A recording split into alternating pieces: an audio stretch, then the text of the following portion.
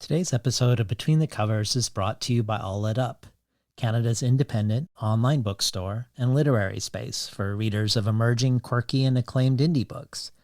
All Lit Up is your Canadian connection for award-winning fiction and poetry, author interviews, book roundups, recommendations, and more. The only online retailer dedicated to Canadian literature, All Lit Up features books from 60 literary publishers. And now they offer ebooks in accessible formats through their eBooks for Everyone collection. All Lit Up makes it easy to discover and buy exciting contemporary Canadian literature all in one place.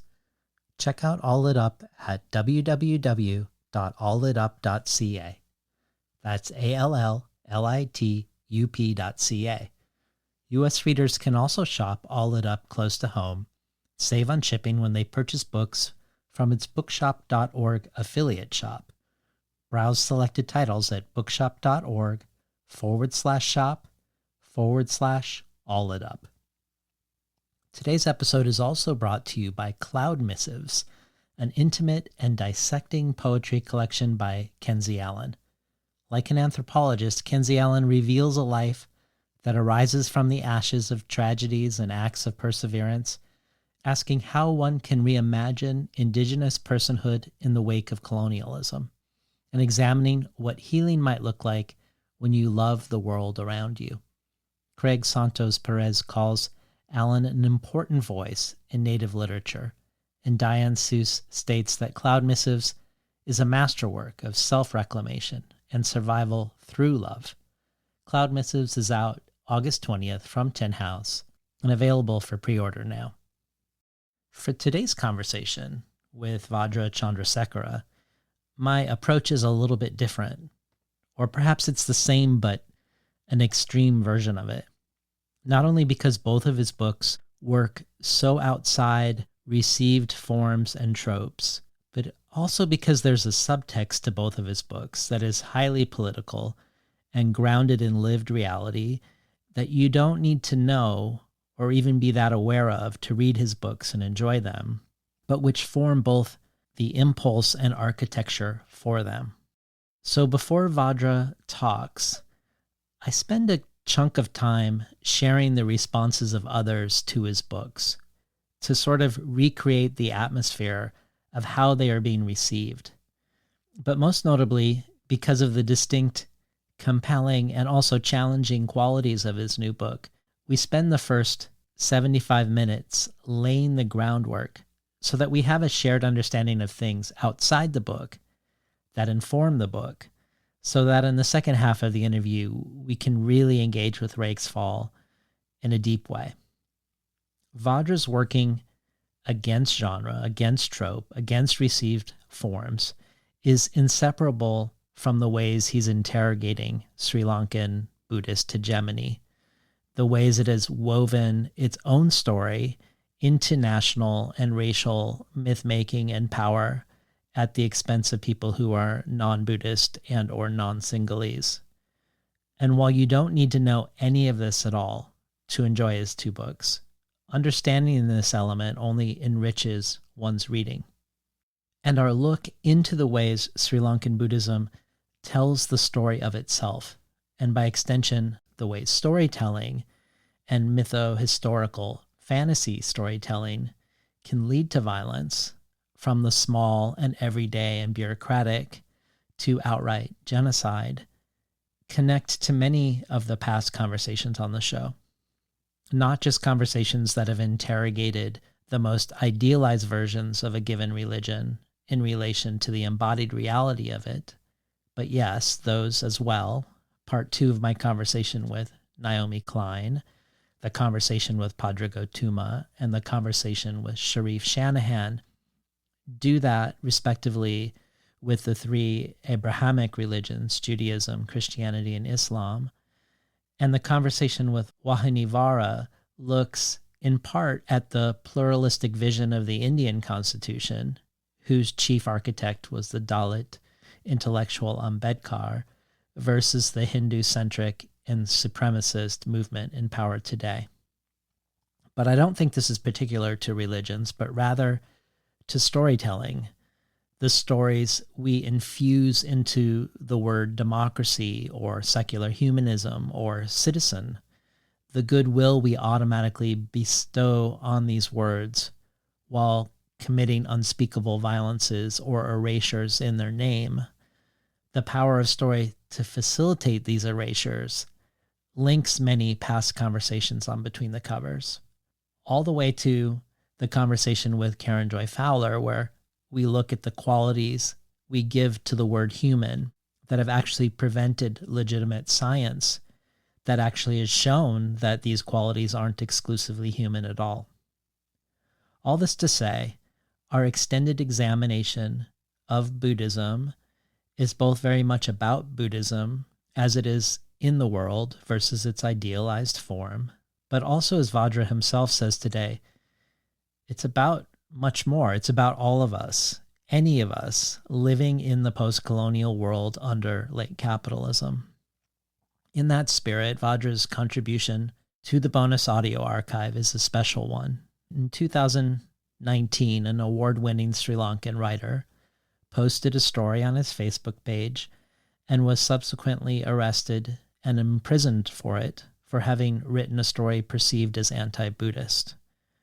Vajra not only talks about what he sees as the 3 so-called blasphemies in the story and talks about the fate of this writer, he also translates the 3rd blasphemy for us, a brief story within the story, a subversion of a classical tale, and reads his translation of it for the bonus audio. To find out how to subscribe to the bonus audio archive and about the many other potential benefits and rewards of joining the Between the Covers community as a listener supporter, everything from rare collectibles to the Tin House early reader subscription, you can check it all out at patreon.com/betweenthecovers. And now for today's conversation with none other than Vajra Chandrasekera.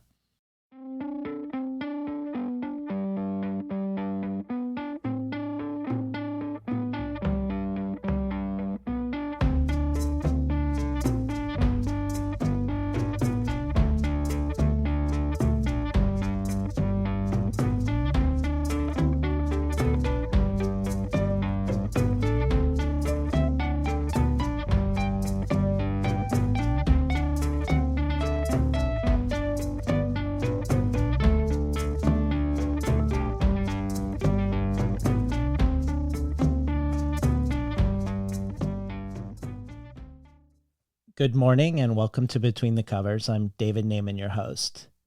Today's guest is Sri Lankan writer Vajra Chandrasekera. Vajra's debut novel, The Saint of Bright Doors, came out last year and has been a topic of conversation ever since. Nominated for the Lambda Literary Award and LGBTQ Speculative Fiction, it's a finalist for the Subjective Chaos Kind of Award for Best Fantasy Novel, the Hugo Award for Best Novel, and the 2024 Ursula K. Le Guin Award for Fiction, as well as the winner of the International Association for the Fantastic in the Arts William L. Crawford Fantasy Award, given to a writer for a first fantasy book, whose past winners include past guests on the show Carmen Maria Machado and Sophia Samatar. And The Saint of Bright Doors is the 2023 winner of the Nebula Award for Best Novel and the 2024 Locus Award for Best First Novel. It's also a 2023 New York Times notable book, and the sci-fi fantasy columnist for the New York Times, Amal El-Motar, called it the best book she read all year. Quote, Protean, singular, original. I can't remember the last time a book made me so excited about its existence, its casual challenge to what a fantasy novel could be. Jake Casella at Locus Magazine adds, books that are good to mediocre, but entertaining or idea-filled are easy to talk about. Books that are troubling or problematic are easy to talk about. Even badly written books, if they're entertaining or problematic, are easy to talk about. Truly superb books, ones that are complete, that are organic, that invite themselves into your brain, fully formed and transport you somewhere else, that leave you humming and staring and obsessed, that leave characters and images and ideas hard printed among your own memories, are hard to talk about. It's hard to talk about Vajra Chandrasekera's The Saint of Bright Doors. And Molly Templeton at Tor.com says, how can a single 400-page novel have between its covers so many ideas that every time I think about it, I want to pick it up again? It's rare and wonderful to read a novel that feels at once utterly of another world and entirely of our own. A heady brew of the intimate and wild and wise and questioning. It's the kind of book that might just change the way you read. Prior to his first novel, Chandrasekera was a long-standing, prolific writer in the short form, with over 100 published short stories, essays, and reviews, appearing in many of the most noteworthy science fiction and fantasy magazines, from Clark's World to Analog to Uncanny. He was also fiction editor at Strange Horizons during the stretch when Strange Horizons was, for 6 consecutive years, a finalist for the Hugo Award for Best Semi-Pro Zine, when it won the British Fantasy Award for Best Magazine, and when it won the Ignite Community Award for Outstanding Efforts in Service of Inclusion and Equitable Practice in Genre. He's also the editor of the upcoming anthology Afterlives, the year's best death stories. So the arrival of Vajra's second novel, Rakesfall, the one we're talking about today, a year after The Saint of Bright Doors burst on the scene, comes with a ton of built-in anticipation. Maharaj at Dragonmount says, quote, for readers who seek the union of philosophical and political argument that can reference the Hindu epic Ramayana, the Sri Lankan Civil War, and post-human cyberpunk detective stories, this is your book. Library Journal in its starred review says, Chandrasekera challenges readers but rewards them with a breathtaking narrative that invokes sci-fi, fantasy, and myth to express the endless struggle of revolution. And finally, Premi Mohabed says, luminous, wrenching, intense, Rakesfall left me breathless. If this is not considered a work of genius, we have lost the meaning of the word. Welcome to Between the Covers, Vajra Chandrasekera. Thank you so much for having me. So I want to spend some time exploring some of the questions your first book raises as a way to prepare us to discuss Rakesfall, especially because some of the things that are true about your first book are an order of magnitude more true about your second. Saints was mainly met with thunderous critical acclaim, but also at the same time with a much smaller number of equally passionate people who were dissenters, with the book a recent focus, for instance, on a popular podcast that roasts books. What these two camps have in common is a sense of what the fuck, or what is this? The larger group is thrilled by this experience. The smaller group is put off by it. Here are some examples from people who were at the same time both bewildered and full of admiration. So Pass Between the Covers guest and great reviewer of genre books, Joe Walton, said, the experience of reading The Saint of Bright Doors is a little like having a mild fever. Everything is slightly too big and too bright, and details keep piling up and slipping out of control. Stunning. I'm still a little stunned by it myself. And Dan Hartland at Ancillary Review of Books said, the novel expresses a deep distrust of science fiction and fantasy's singular heroes, refuses to adopt or clarify its magical system, itself wielded almost exclusively by the novel's primary antagonist, and wherever one detects in the prose an influence, Jeff Vandermeer here, Nalo Hopkinson there, the novel turns almost immediately away from it, hurtling unexpectedly in quite another direction. It does not merely subvert expectations, but undoes them, dismantling the very generic frameworks with which we at first presumed it was playing. What's remarkable is how entertaining this radicalism proves. And you on Twitter, you speak about how the less positive critiques are often complaining about loose ends or dropped threads, where you say this critique reads to you like a kind of induced anhedonia, and you lament the way we've standardized how we engage with art, bringing up what you call ending explained culture and apps that give people 15-minute summaries of any book so we don't have to read them. All of which you say feels like watching coral reefs bleach in real time. Contrast this to the New York Times reviewer Amal Omotar, who is also bewildered, saying, as a critic, I often attempt to turn myself into a book's ideal reader in order to do it justice. It's bewildering to encounter a book for which I am, in fact, already the ideal reader.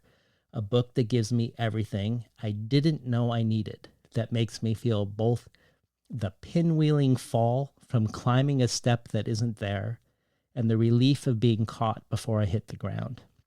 So I was hoping we could start here and hear more about what you think is going on with this bipolar response to your work, what you think it is in your work that provokes it, and any other thoughts this conjures in you as sort of an entryway into your two books. Well, hearing all this at one go, as it were, is quite overwhelming because many people have been extremely kind and generous about this book and very articulate, I must say.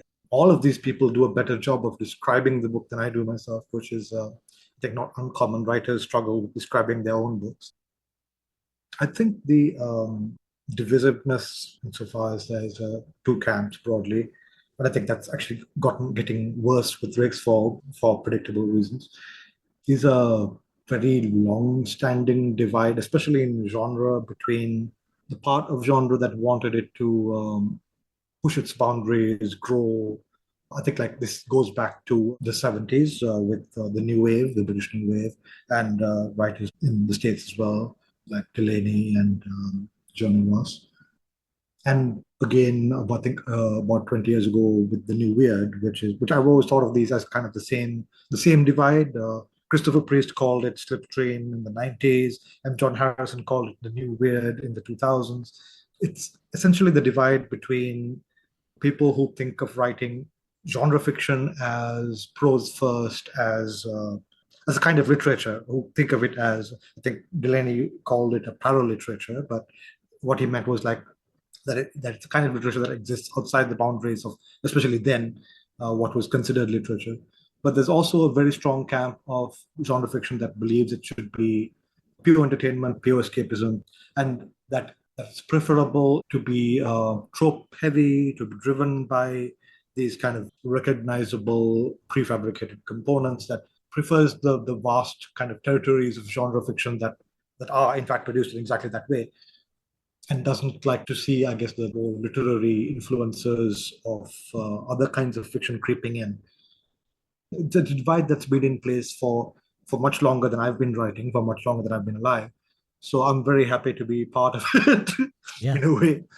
I think for me, my encounter with genre fiction, with science fiction, fantasy, is a little peculiar, right? Because I'm from Sri Lanka, and I was, for the most part, not reading what was contemporary when I was growing up. I was reading older works because those are the books that were available to me in the 80s and 90s in Colombo. So I was reading 60s and 70s novels when I was growing up for the most part, and rapidly caught up, I think, in the late 90s when those books started to arrive for example, Clark Award winners started to arrive in the British Council Library in Colombo. So I had a very compressed history of the latter half of the 20th century in genre fiction kind of landed on me in the 90s, and I inhaled it all at once rather than seeing it play out over decades. And this, I think, left me with a strange take on what I preferred in genre, what kind of works I like to read. Obviously, the things that stood out to me more were the prose forward kind of stories. So I think I came away with the idea that that is very opposed to, I think, the way that a lot of writers think about science fiction and fantasy, which is about world building, about plot. I don't think about any of those things in the way that is currently most fashionable. I tend to think of fiction as it is on the page, as sentences, as paragraphs. I don't think in terms of characters moving around in a world, rather, and so much is about sentences moving on the page. So I think this is one of the big differences and one of the big sort of disconnects for a lot of people, is that it's a kind of book, both books really, Rakesfall more than Saint, but even Saint, it's a kind of book that it's hard to read with one eye closed. Well, you've started to answer, or maybe you've answered my next question, but I'm going to ask it just to sort of press on this just for another moment. I start our conversation in this weird way because this discourse around your books sort of begs the question around your relationship to form and genre with both of your books. So I'd love to hear a little more about your relationship to it. For instance, one admiring reviewer wondered why the book was published as fantasy with Tor versus, say, post-colonial literature at Knopf. And you've talked about how you wanted it published as genre because, in your words, as a writer from the third world with no money, no degrees, and no prestige workshops on your CV, a writer who had never visited the first world and had no contacts there, you felt there were more gaps in the fence around genre than around the world of literary fiction. I'd also suspect that your longstanding activity as an editor and short story writer in the genre world might have made you more familiar with how that world operates too. But putting aside the practical decision of where you thought you could get your foot in the door, do you have any hope or desire around through what lens the readers would ideally read the work? Or does that not, is that beside the point? Is that for the reader to ultimately come up with? I mean, partly yes, but I do love speculative fiction. I always have. I enjoy the freedom it gives, and I don't just mean the freedom of being able to have anything happen in the text. The freedom, I think, is also kind of the freedom from a particular kind of path as a writer. I felt, I think, and I don't know how accurate this was, but like 10, 15 years ago when I was thinking about publishing, I felt very constrained by the literary parts as a literary writer that I could see for myself in Sri Lanka. I felt that it was almost obligatory to write a certain kind of novel, this certain, the post-colonial novel, following like several generations of a family through decolonization, and how you cope with modernity. Ironically, this is kind of the book I ended up writing anyway. It just so happens to be in a fantasy frame. But that was the strong impression I had of literary fiction at that age and at that time, without much less exposure to publishing in the West. Like in hindsight, I think I could probably have made it work either way. But at the time, it felt genre fiction in general felt much more freeing. That there seemed to be less expectations of seriousness. There's a kind of a dreadful gravitas that seems to be expected of the post-colonial literary writer, which I think is not actually true in reality, but that is the impression one gets, right? Many of the books are much more fun and whimsical than you might guess from some of the covers, for example. But there's a dreariness to it, and I was like, my work is very playful in a lot of ways, which I think also does not necessarily come across from some of the descriptions of it. I like to make jokes, I like to make stupid puns, and I liked the kind of the freewheeling world of genre magazines as well, which is it's a much more accessible world in a lot of ways than, for example, the literary fiction magazine world is heavily dominated by US university magazines.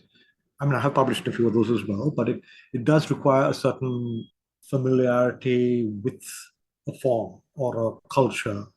And I think ideally you would be closer part of that culture, you would be attending the readings, ideally be attending, in fact, like one of those universities, doing a master's in fine arts or whatever. There is a culture there that I felt very far away from. Whereas genre fiction has always felt very unhindered, very open to experiment, to failure even. It felt much more acceptable to bullshit, to write some wacky story, send it somewhere, maybe even get it published, and without any great consequence. So it felt like a safer space for me to experiment in, and that's how I started out. And then I rapidly began to get more ambitious in that frame as well. But it felt like a space that was more accessible, I think, also because genre magazines, even the smaller ones, tend to pay. Whereas if you want to get paid by literary fiction magazines, you kind of have to sell to the bigger ones, which is harder if you're not like already a well-known name in those circles, I think. So genre magazines do pay. That really speaks to me to a more functioning literary economy too. The fandom of genre magazines, people subscribe to the magazines. The readers are like participating in the support of the magazines in a real like bi-directional way, so that the writers are getting professional rates.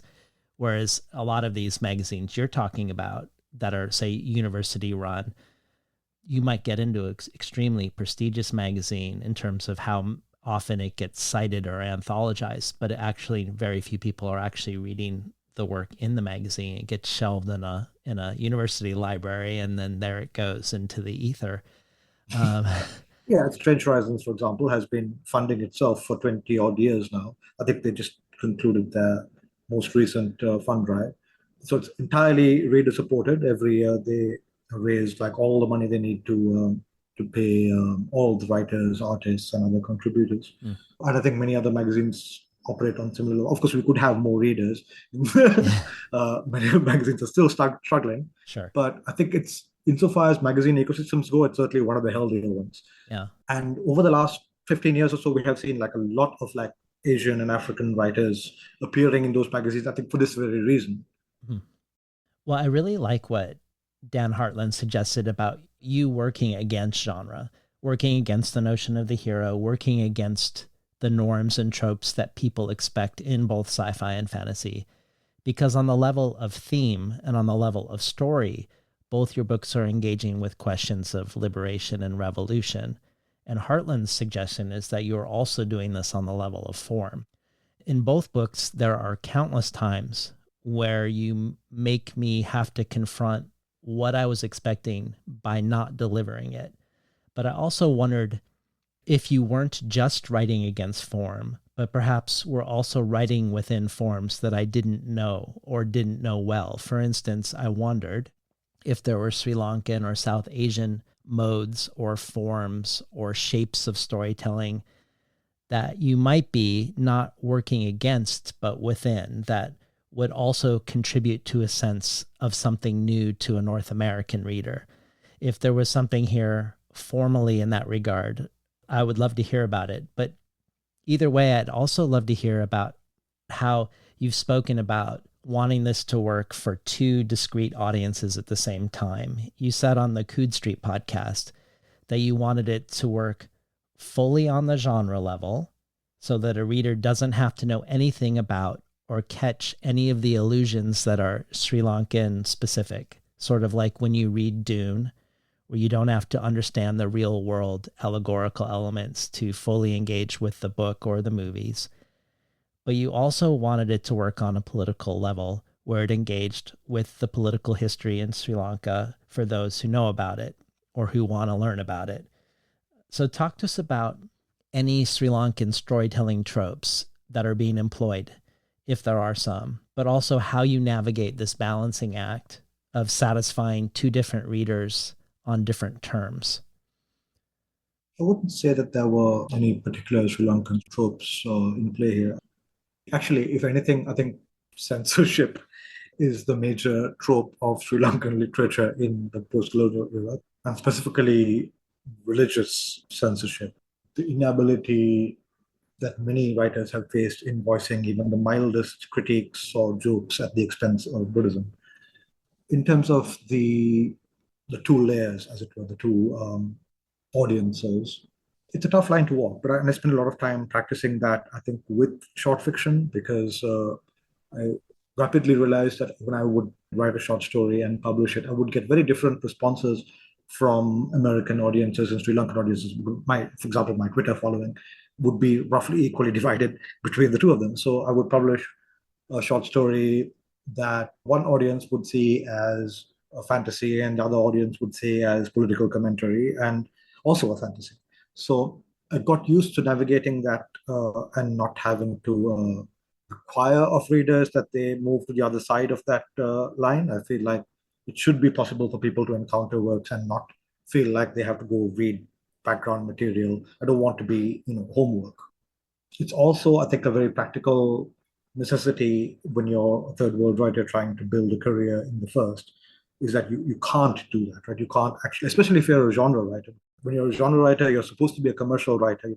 You're not framed by the publishing industry or by the critical establishment as, oh, you have to, here is a Sri Lankan writer who you can read. For example, Shan Karnatilaka's Booker-winning book, the Seven Moons of Malayalam, which is a great book. I enjoy Shan's work very much, and I liked his first book even more, which is a cricket book, and I can see why that didn't take off in the in the outside the cricket speaking world. But I think like the way that a book like that, under the aegis of the Booker Prize, is the way it's promoted to people is very much, okay, here's a book through which you can understand Sri Lanka and Sri Lanka's history, which is possible because that's something that I think literary fiction does well. Does well or does badly, depending on your perspective on representation, on the necessities of representation, or be even like boxed into representation. Whereas in commercial fiction, in genre fiction, the line is a little fuzzier. I think like for the most part, like it's about, is this book enjoyable? Is this fun? Is this entertaining? Are people intrigued enough about it to talk about it? But not necessarily is this, what are we learning about Sri Lanka from this text? And well, a lot of readers do react to it that way, and which I think like is a perfectly reasonable way to react to that text. But I couldn't take it as a given, right? I could not assume that people would come to this text with the frame that, okay, I am now going to access Sri Lanka through this text, which if it were published by somebody else, I think might have been the framing. But with a genre publisher, that's not how it works. With the genre publisher, it's very much, oh, here's a fantasy novel about like this, this person who has this very sort of magical encounters and mystical parents and so forth.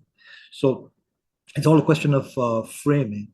And I think I've successfully managed to, at least with with Rakesfall, I've blurred that line and made some of the extrusions into each other's territory explicit. So there are sections explicitly set in Sri Lanka, directly talking about Sri Lankan history and politics, which I have no idea how that's going to land. The book's only been out for a month, so maybe people will react negatively to that.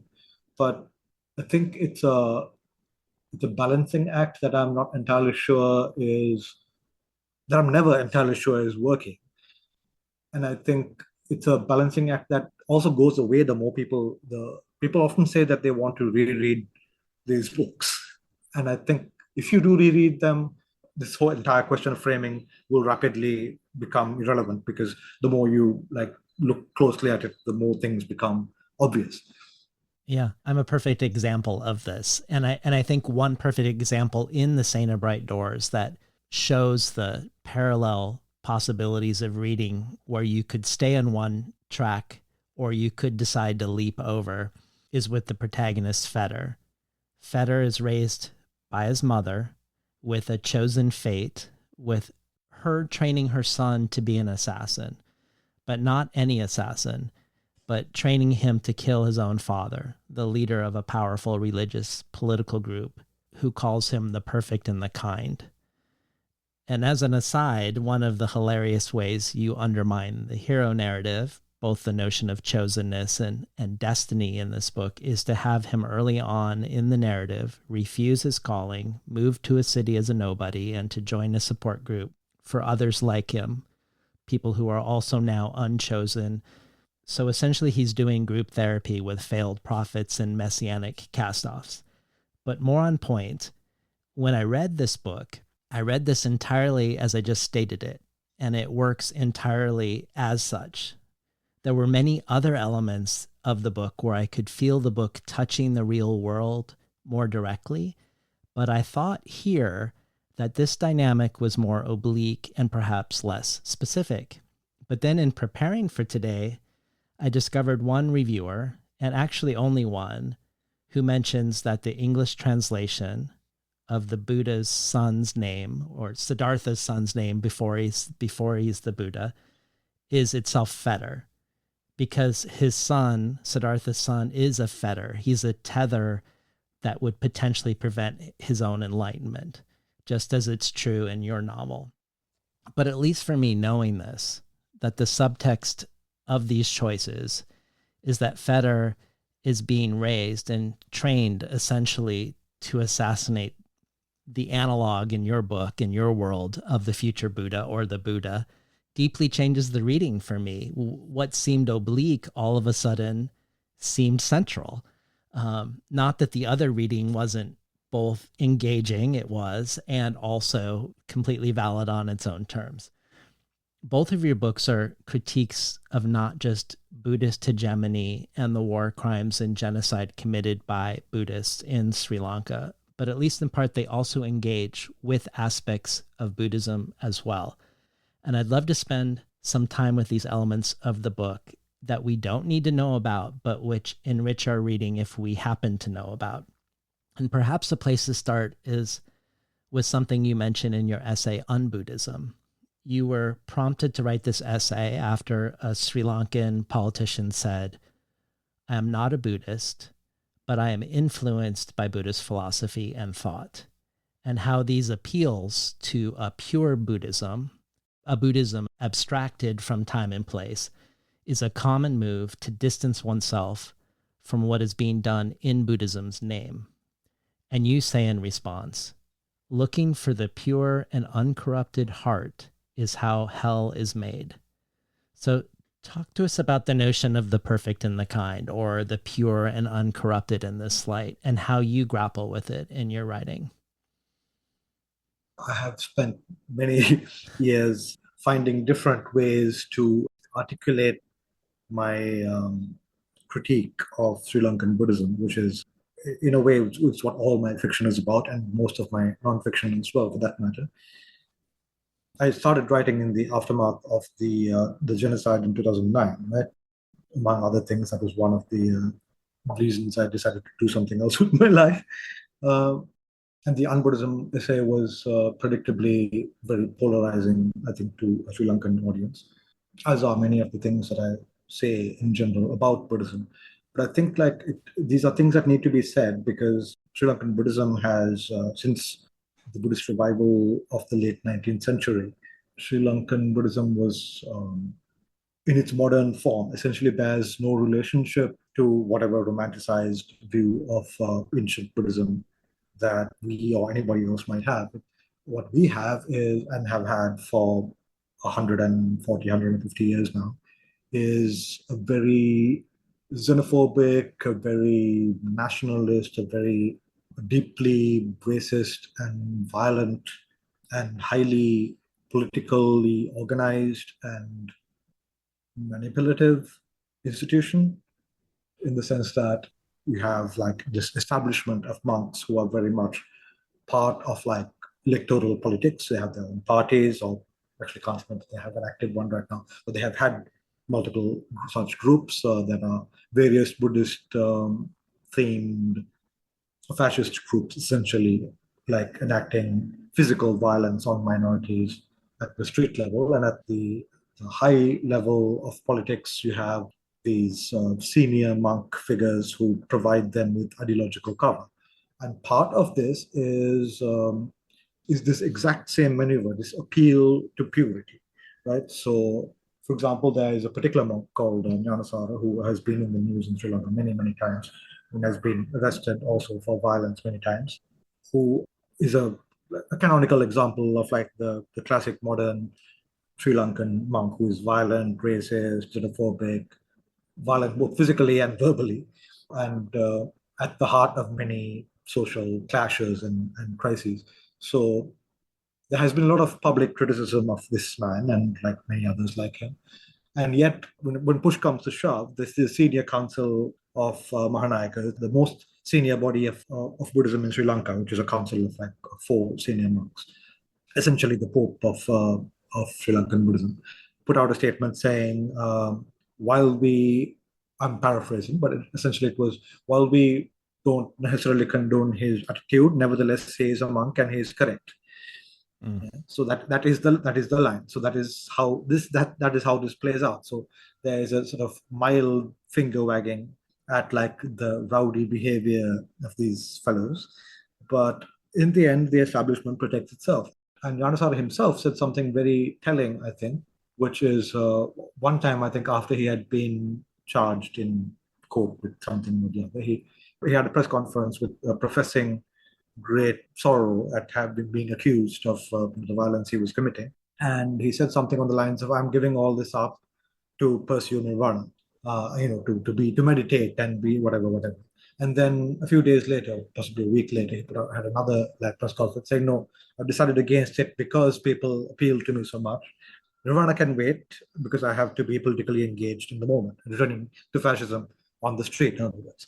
And this maneuver has been the main rhetorical maneuver of Sri Lankan Buddhism since at least the 1940s, which is that the spiritual pursuits of Buddhism are good and noble and represent the reason why Buddhism must be protected, but they are also not to be used.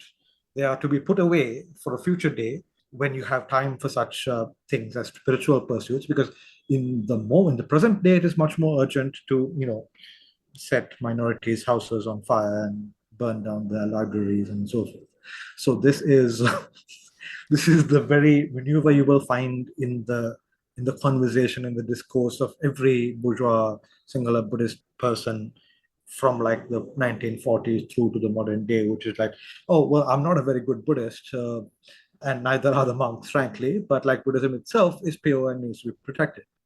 And you will find this language in Myanmar. You will find this language from the Dalai Lama. There is no Buddhism. It is prone to this failure, this ethical failure of putting aside its own professed ethical purity in order to act politically in the world today, often ostensibly in the defense of the Buddhism that is pure, which has been put away.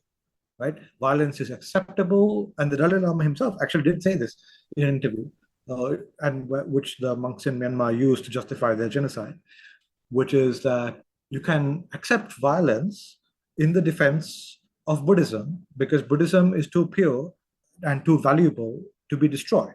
So if something threatens Buddhism, you must destroy it, right? And that is a version of Buddhism that is the most common, the version of Theravada Buddhism that is most common in the world today, as far as I can tell, and the version that I think is very important to critique, because I think especially in the West, people have a very romanticized version of Buddhism in their heads, going back to I don't know, the Beatles possibly, like the sort of hippie idea of Buddhism as, oh, the peaceful religion, the one that isn't like all the other violent religions. No, no, Buddhism is just like everyone else, and arguably worse because a lot of things are happening under the cover of this professed sort of like facade of peacefulness.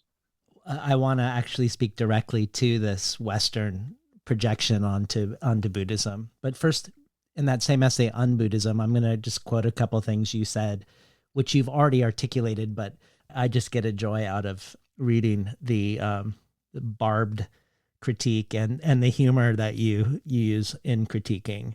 So you say in that essay, it's a standard rhetorical maneuver by which Buddhists declare themselves above normative Buddhist ethics.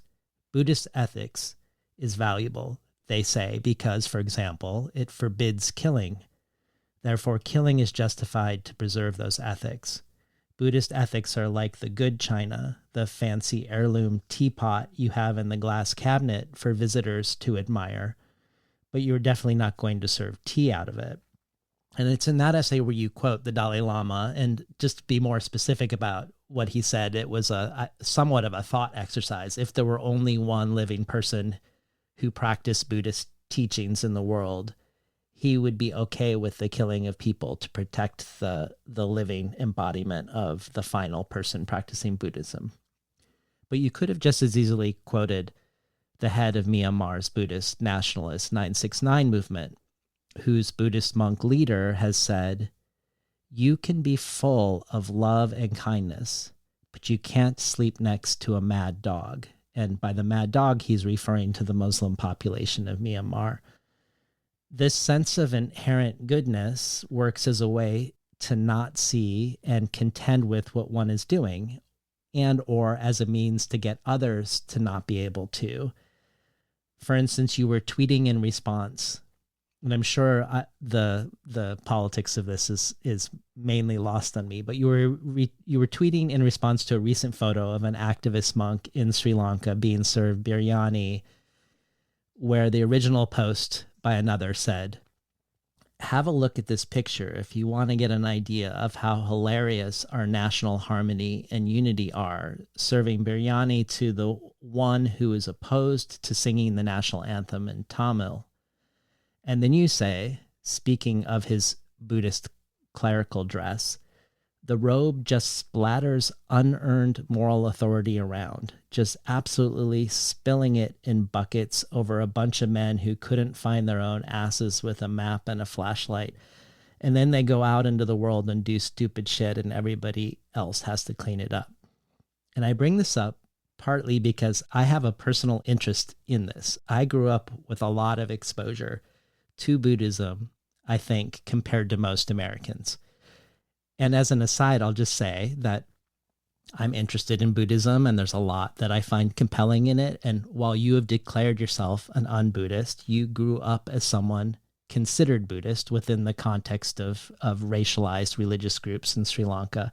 And you do write about aspects you find meaningful as well within your larger rejection of it as an organizing principle for yourself. But American Buddhism is already by nature, I think, as you've just alluded to, abstracted from an embodied cultural context and attractive to people for its abstract elements, which would make the notion of Buddhist fascism, as you talk about it, or Buddhist terror, as Time magazine described Myanmar's 969 movement, particularly shocking to just an average American seeking spiritual insight. My hometown, Boulder, has the only Buddhist university in the United States, Naropa University. It was founded by a Tibetan Buddhist, Chogyam Trungpa, whose umbrella organization is Shambhala International. And he asked Allen Ginsberg, Anne Waldman, Diane DePrima, and John Cage to set up the poetry department at Naropa in the 70s. So this beat poet countercultural aspect of Buddhism was very much a part of my growing up, as was Allen Ginsberg's presence in my city. And Trungpa coined this term, crazy wisdom, and there was a lot of quote unquote free love, teachers and gurus sleeping with innumerable students. But the robes, to use your words, seemed to splatter unearned moral authority around, with allegations of sexual and physical abuse, of pedophilia and rape, from Trungpa's time up until the contemporary moment in the Shambhala organization. The most notorious being Trungpa's appointed successor as lineage holder, testing HIV positive and continuing to have unprotected sex with students, men and women, without informing them of his status, because he believed that as long as he kept up his Buddhist practice, the Dharma would protect him from transmitting the virus. And this was something the board of Shambhala knew about for multiple years without doing anything, a belief that led to multiple people being infected and a person dying. As much as it seems like I'm going really far astray from your books, I do think this is deeply relevant to your writing, especially thinking about the ways fantasy can prevent people from seeing the material results of their actions in the world.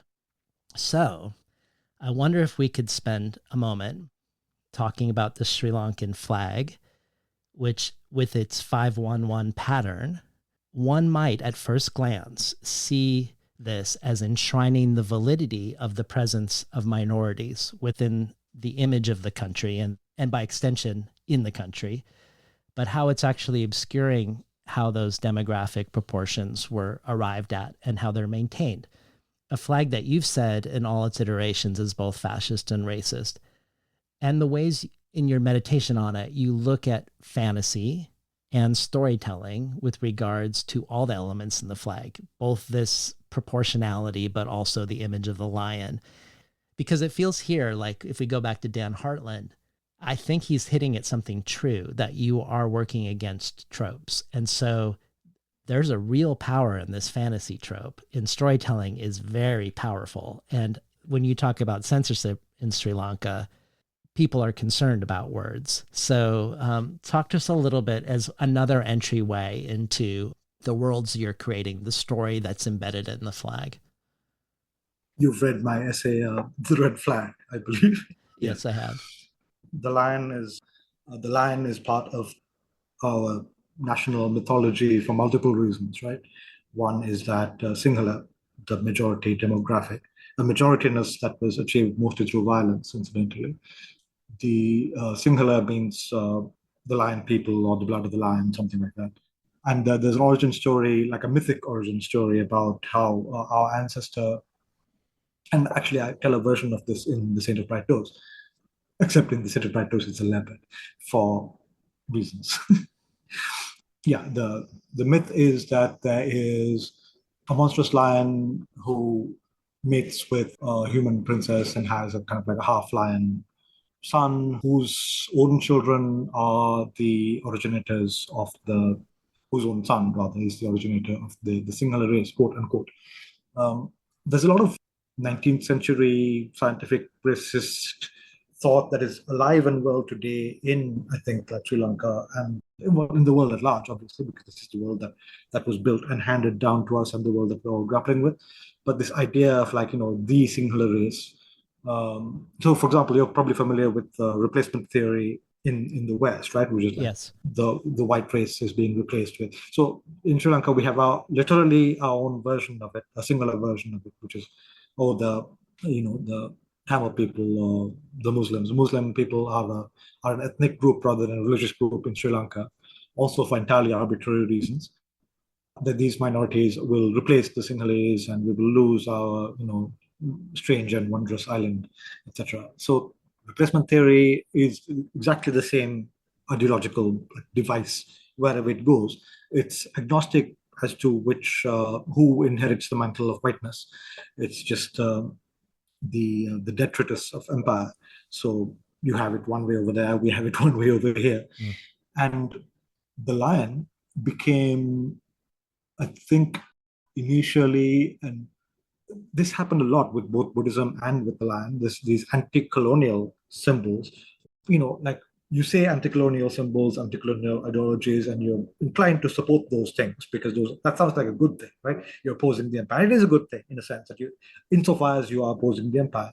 But unfortunately, Sri Lanka's anti-colonial thinking ideology in the late 19th century was very racist from the very beginning because this flag was designed in conjunction with legislation that disenfranchised some 700, 800,000 Tamil people in 1947, just on the cusp of decolonization.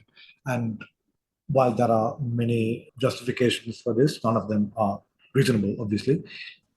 This is fundamentally about how during the colonial era politics, what little representational politics that the native people had in the colonial government was divided by racial lines according to census categories that were themselves determined by the colonial British government. So basically, they divided the people of this island up into categories that they kept reshuffling for a while.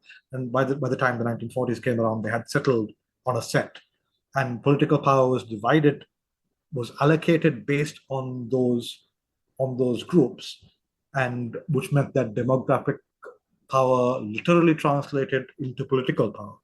So there was political incentive to disenfranchise like a vast population of the largest minority so as to prevent that group from becoming a serious threat to Sinhala hegemony in the first decade of independence.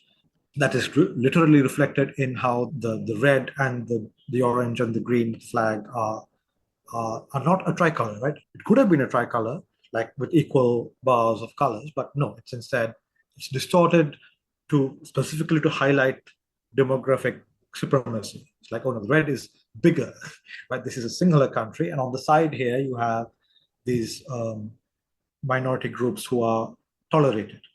So would it be correct to say that it's anti-colonial in regards to Britain, and it's an extension of colonization with regards to the other groups that are non-Sinhalese Buddhist. Very much so.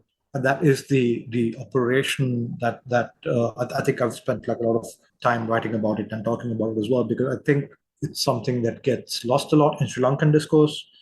We're very proud of like having escaped, the empire, which is everyone should be proud of that.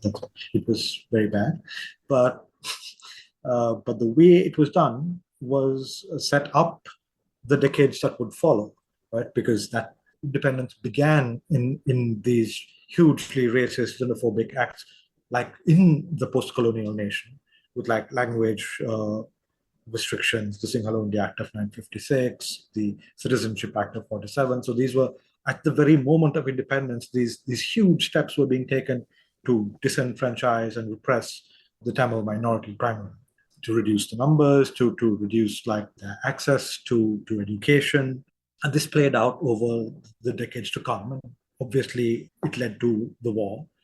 And the war equally inexorably, given the entrenchedness of these political positions and these ideologies, led to the genocide. So it all kind of unravels from there in a way that is both deeply, horrifically predictable, and in the sense that it would all have been avoidable if people had been better, obviously, but they were not.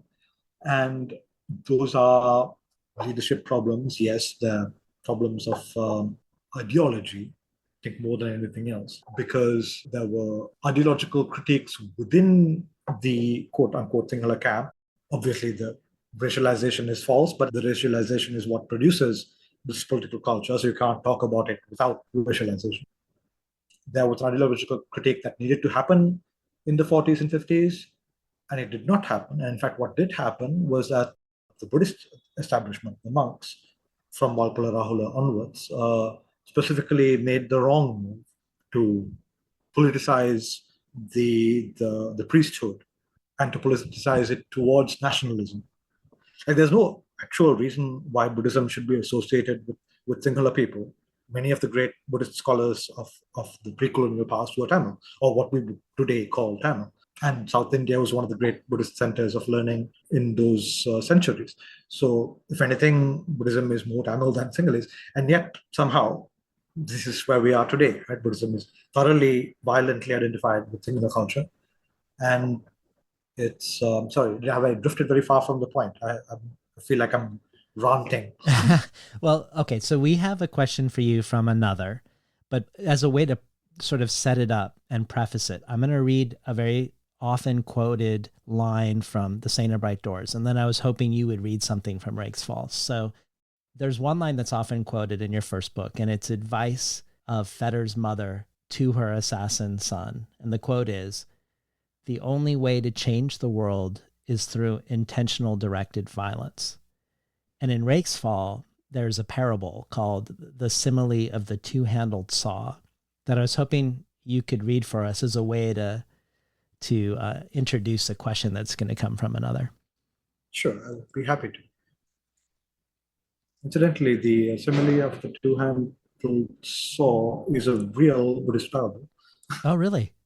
Yeah, it's my translation, but I had no idea. It is, I forget the actual name, but it's in the sutras. It doesn't mention the secret police, that was me. But other than that, it's real.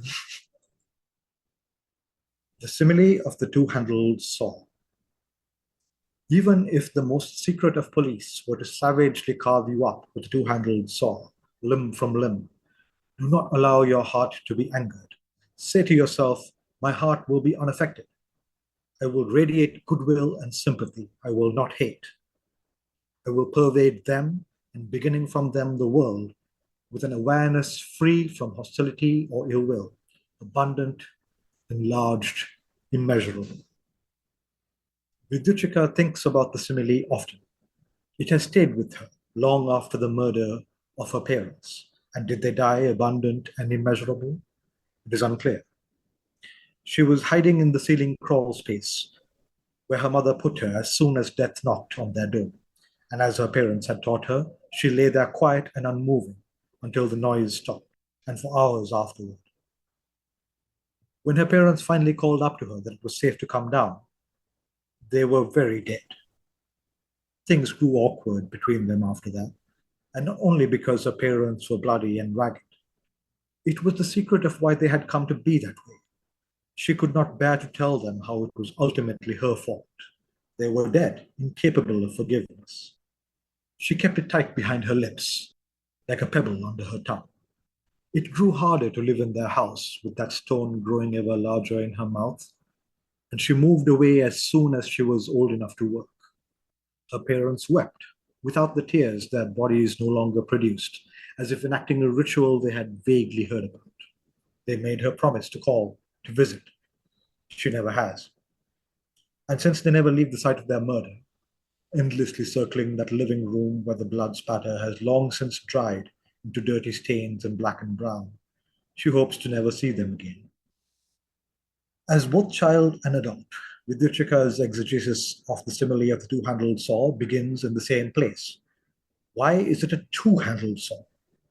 Why not a gun, a knife, a regular single-person saw? The two handles require that the act of sawing is done by two people. It is a collaboration, a shared responsibility. This is not a simile about murderers and their individual passions and psychopathologies. The actors in the simile changed, in fact, every time her parents told it to her. Usually, it was the most secret of police. Sometimes it was the pogrom, the organized mob. Sometimes bandits, organized crime. Always the concept of organization was central. It is impossible, after all, to use a two-handled saw without cooperation, and not only between the hands of the handles. It is an unwieldy weapon, not one designed as such, unable to deliver a swift killing blow. To saw a victim limb from limb, they must be restrained, and rescuers must be prevented from coming to help them. Each step requires more teamwork. This complex work belongs to dedicated professionals whose time is valuable and must be paid for.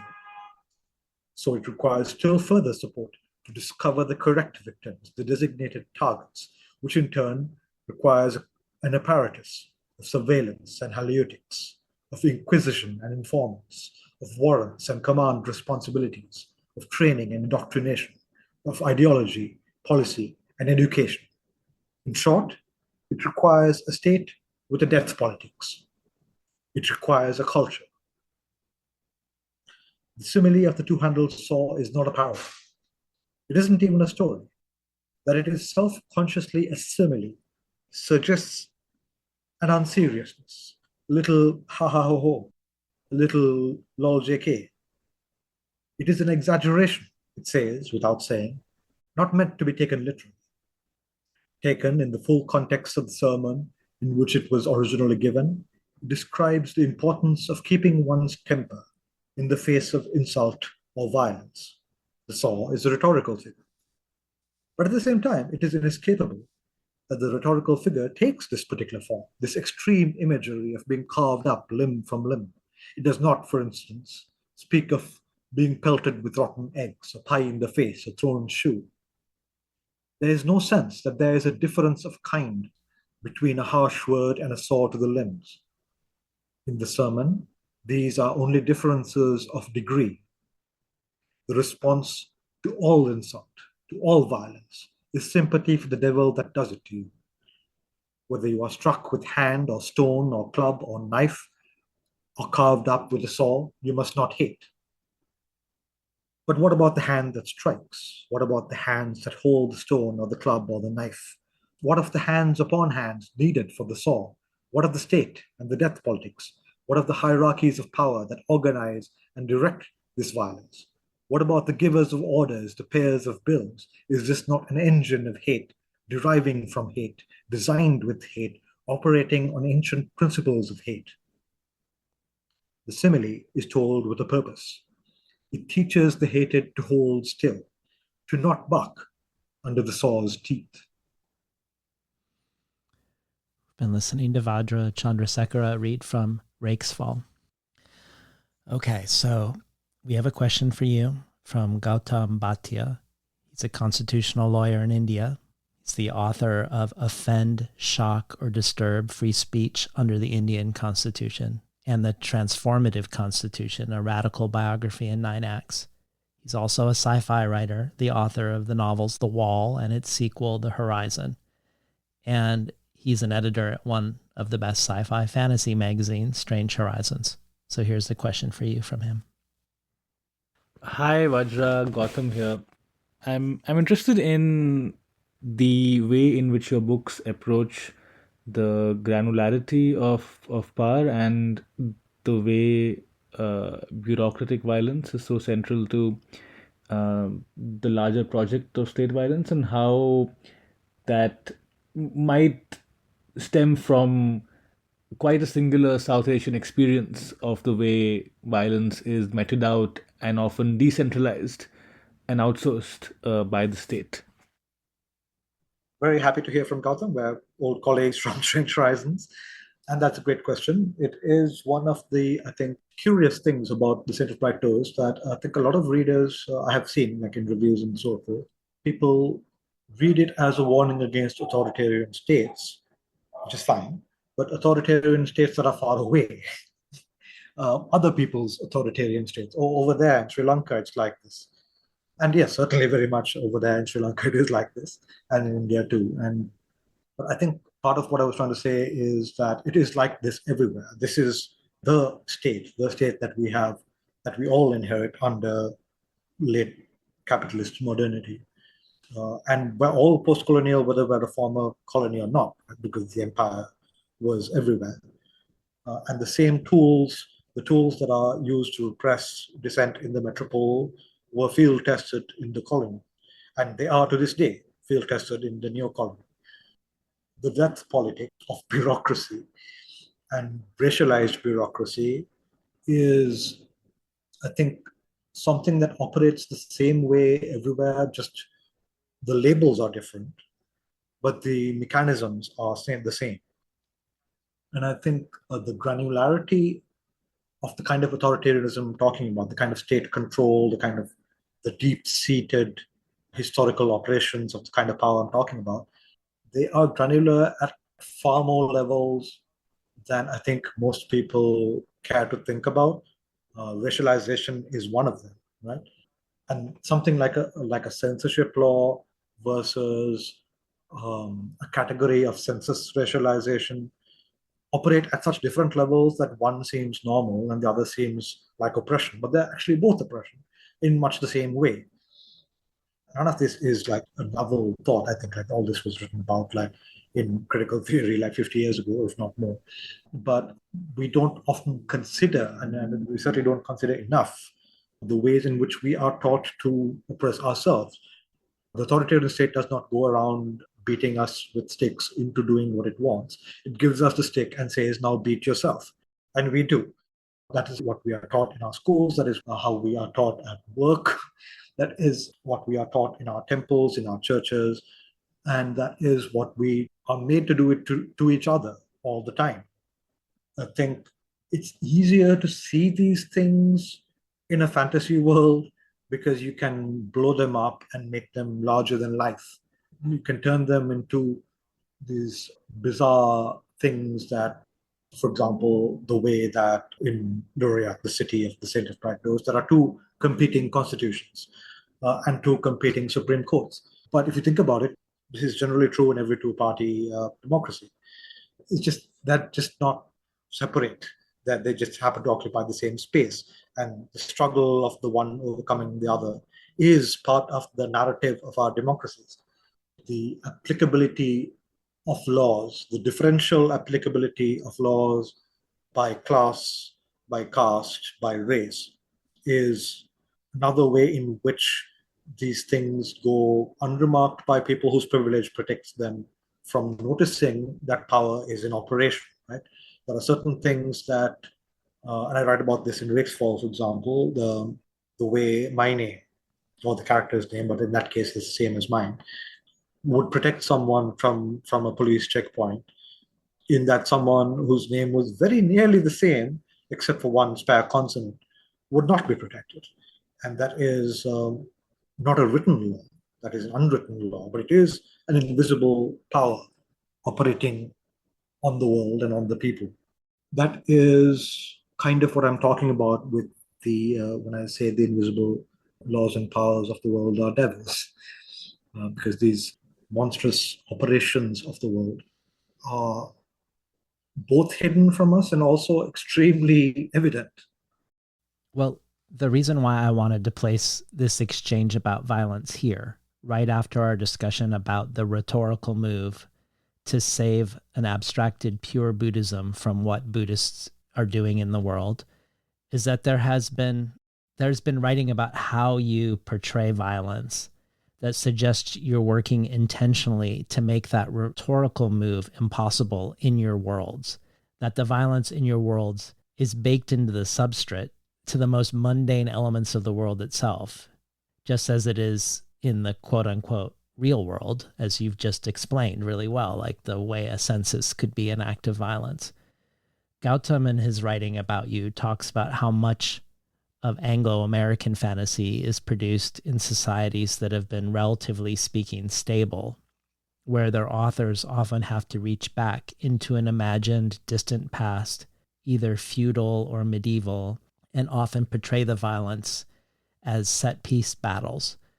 Whereas your work not only has the urgency of trying to capture the essence of a moment before it becomes history, but also, unlike overt battles, it evokes violence in its more granular, everyday, bureaucratic form. And Tanuka at Strange Horizons talks about how all the violence you do portray, both that of the everyday caste hierarchies and racism to actual riots / pogroms, that they are all deeply embedded in the setting itself. This to me seems like your great counterpoint to the impulse to try to abstract from or transcend the political context to a pure idealized state. That violence, to borrow a phrase from Christina Sharp, is the weather. And I wondered if that rang true for you. I feel like you've already sort of nodded in that direction. I mean, because this isn't unique to Buddhism. I mean, obviously, we're very aware in the West of the dissonance between the figure of Jesus and what, and all of the popes who signed the papal decrees to allow the discoverers to go around the world and commit genocide across the Americas. But does this ring true to you in a way, the way you were writing your story, the way violence is everywhere, including these invisible devils, the mechanisms of just the way we live and then are forced to beat ourselves? Is that in a way in response to or a remedy against this move to try to leap away to a transcendent space? I think so. I try not to shy away from depicting the violence, but I try to not foreground it also, because I think like in fantasy and science fiction, also like in genre fiction in general, there's an expectation of heroic fight scenes, and I don't have any. In fact, like the continual frustration of the anticipated heroic fight scene is, I think, one of the things that people find irritating about the state of practice. Because like I set up Feta to be, he's allegedly good at fighting, but he never actually fights. And insofar as he gets into fights, he always loses, sometimes quite like dangerously, which I think is most people's experience with violence in general, is that like it's everywhere and it's not it's not pretty. But I don't think it's true that like Western fantasy doesn't talk about contemporary. You just have to find like works that isn't in that sort of medieval fantasy mode, because there's a lot of like contemporary settings in fantasy talking about police violence, for example. Yes. Which I think is like one of the dominant sort of concerns of our time, right? And there's plenty of South Asian fantasy looking into the past, most often in a very heroic mode, and in some cases in an outright fascist mode, like the Hindutva fantasy, which is popular in India. So it's not that fantasy in any place or any style is capable of addressing anything, any kind of particular kind of violence, or like articulating a particular critique of violence. I think it's just a question of what people choose to do with the tools that they take up. it is true that I am trying to sabotage this rhetorical maneuver, the appeal to a purer Buddhism or purer ethics that is not being used, by grounding them as by coupling them tightly rather than decoupling them, which is the standard maneuver, and showing as best as I can how the violence actually derives from those ethics, those purported clean or pure ethics themselves contain, in my opinion, the seeds of the violence. Like at first it seems hypocritical, right? Because you're saying, oh, there's a good thing, and then I'm doing bad things to protect it, but I'm not partaking in the good thing. What I'm saying is that the problem is actually deeper than that, which is that there is no good thing to begin with. There are good things in Buddhism, certainly. There are many parts of like Buddhist philosophy or like thought that I find intriguing. I wrote about this in the Buddhism essay as well. And there's a ton of like Buddhist thinking in my work and the way I think in general.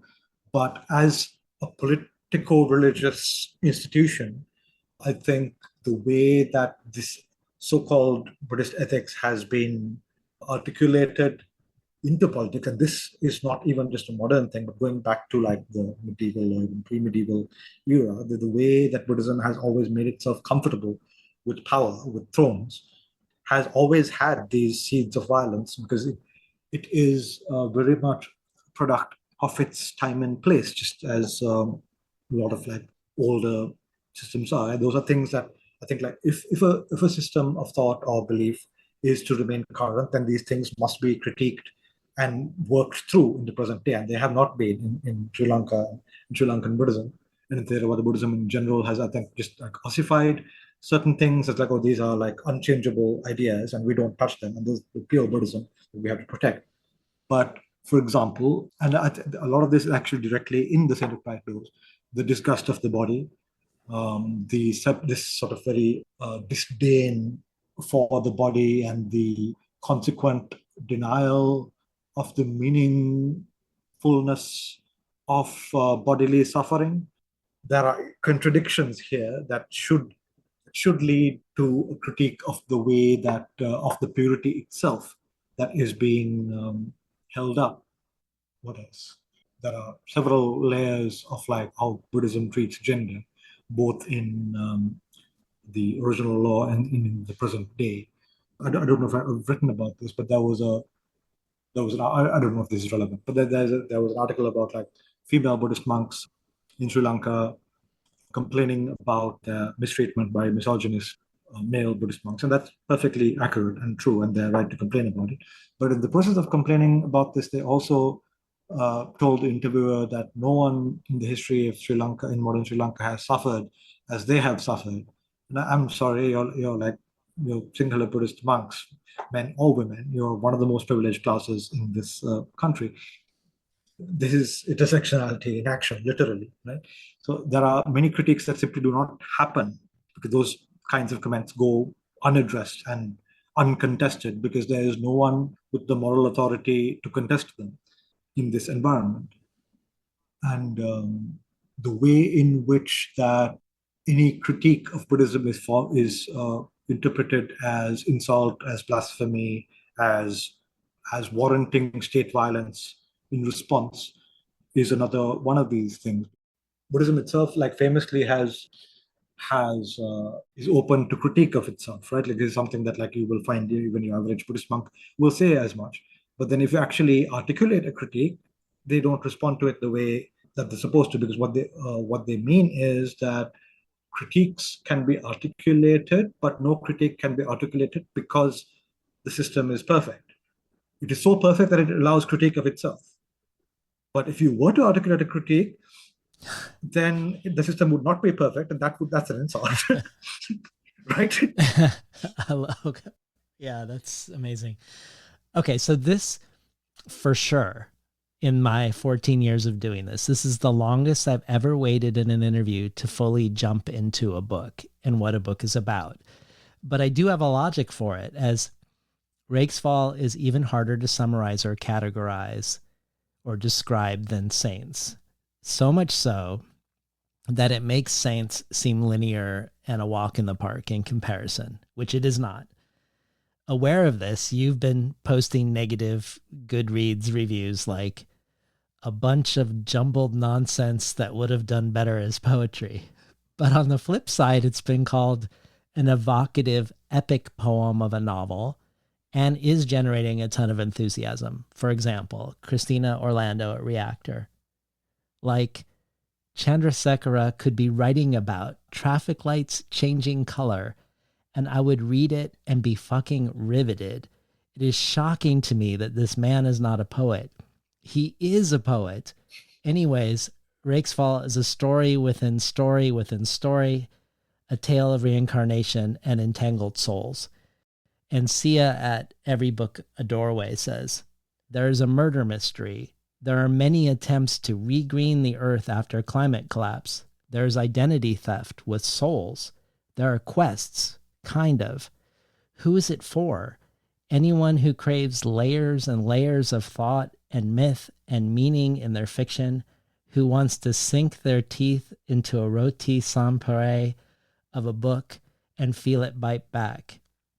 You've said it took you a while to know how to describe your debut to others, that it took time and practice. And I imagine Rakesfall even more so, but I heard you recently do it really well. So imagine we're in an elevator together, Vajra, and I turn to you and go, what's your book about? All right. Introduce us to Rakesfall. Lately, I've been calling Rakesfall a genre dysphoric story.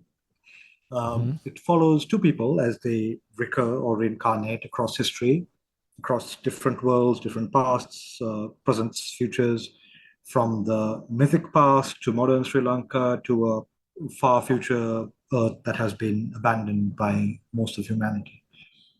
The relationship between these two people changes as they change and as the story changes. Sometimes they're the same person.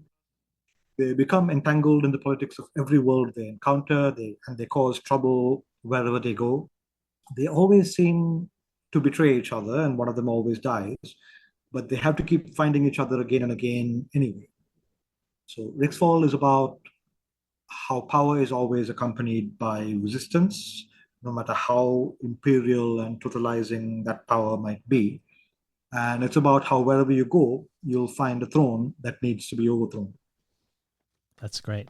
Well, you've talked about Kim Stanley Robinson's Years of Rice and Salt as an influence, but that Robinson played reincarnation straight.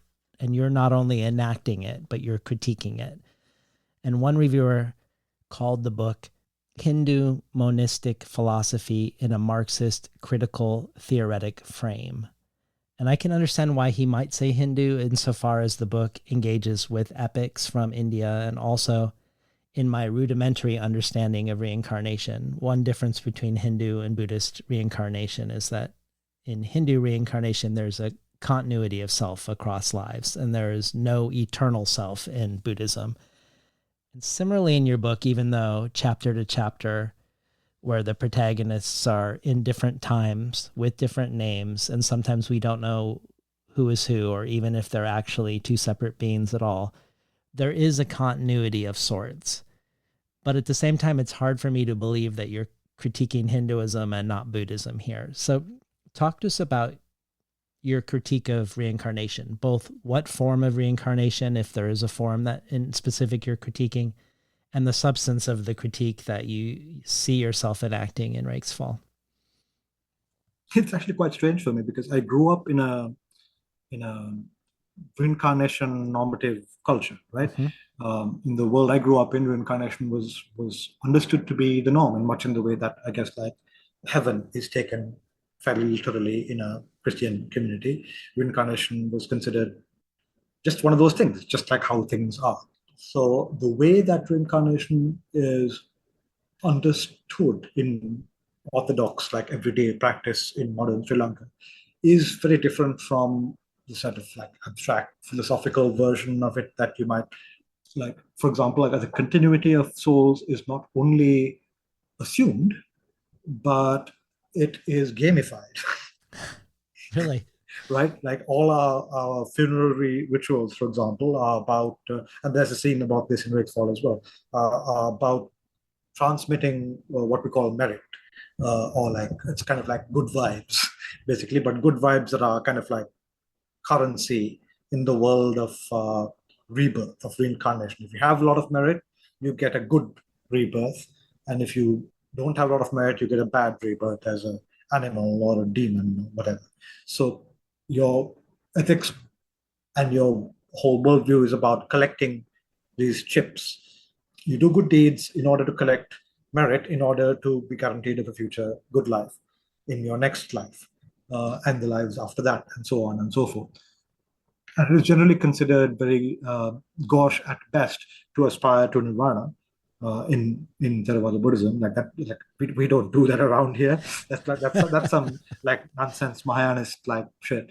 No, we understand that nirvana is very hard and it takes like a billion lifetimes and it's super difficult and only really special people can do it anyway. And you think you're special or something. So for us, it's really about just like making sure you have access to the good life in the next life by being good in the next. And consequently, that means people who are experiencing the good life in this life have been good in past lives. So, for example, if you're beautiful or rich, that means you deserved it. And if you're poor or disabled or suffering, you also deserved it. So basically, this whole model is basically a giant fuck you to most people. And that is the system I am trying to critique here. Like I have literally sat through like a billion sermons as a child where some monk was trying to explain why poor people deserve it, and like how like if you're very good, then give lots of alms to monks in this life, you'll probably be rich in your next life. This is really compatible with capitalism. Our present president, in fact, attempted to make that connection explicit in one of his ghost-written books, but it didn't take off. I'm surprised it hasn't taken off more. I believe we have various cults trying to do exactly this. Sooner or later, it'll take off, and then we'll have like the equivalent of what do you call it? The Christian version of this, the evangelical version of this. The prosperity gospel. Prosperity gospel. We're like 5 seconds away from a Buddhist prosperity gospel, and no one has quite managed to like kind of hit the exact right note yet, but all the ingredients are there. So what I wanted to say is that my version of reincarnation is horizontal, the idea that we are all moving through time together. In a very material way, we die, we decompose, we are reconstituted as future people. In a more sort of classic Buddhistic way, I don't actually like believe in the individual soul, or in a collective one for that matter. But the idea that I think like Rakesfall taps into critiquing itself, as it were, by the end, is that people are not all that very different across space and time. People are people. That is part of what I mean when I say that power is always accompanied by resistance. There are always power-hungry people, and there are always people who see that and say, no, we're not going to stand for that. And I think those fundamental attitudes and personalities are what recur through time. And we inspire each other into that through our art. Right? Art is one of the anchors of the kind of reincarnation that I'm talking about. Is that you think James Baldwin said this. I think you think no one has felt like you do in all of like time, and then you read. Yeah, that's a great line. So yeah, it's a great line, and I think that to me that's what reincarnation means: is that we are inspiring, connecting, and infecting each other across space and time, and that rather than the soul is what I anchor this idea in. So even though the tagline for the story about two souls following each other, really it's about resonance, the resonance between different people in different places and times, who the idea that people are fundamentally drawing from the same wells, building themselves from the same parts, and that this is how we find echoes of ourselves in time. Which is also, I think, to me, what solidarity means in the sweep of like history. Well, much like each chapter places our two quote unquote characters in different settings and eras with different names, different bodies, and more, each section is written in a different style, whether in the form of a play or a parable or a murder mystery, whether in the genre of fantasy or more decidedly science fictional. The pair are being reincarnated in different forms, but so are the chapters. But as if that were not enough, the stories are often nested, with stories embedded in stories. And you've talked about your longstanding love of stories within stories, and you open Rakesfall with this aspect in a particularly extreme and foregrounded way, perhaps suggesting how we should read the book as a whole.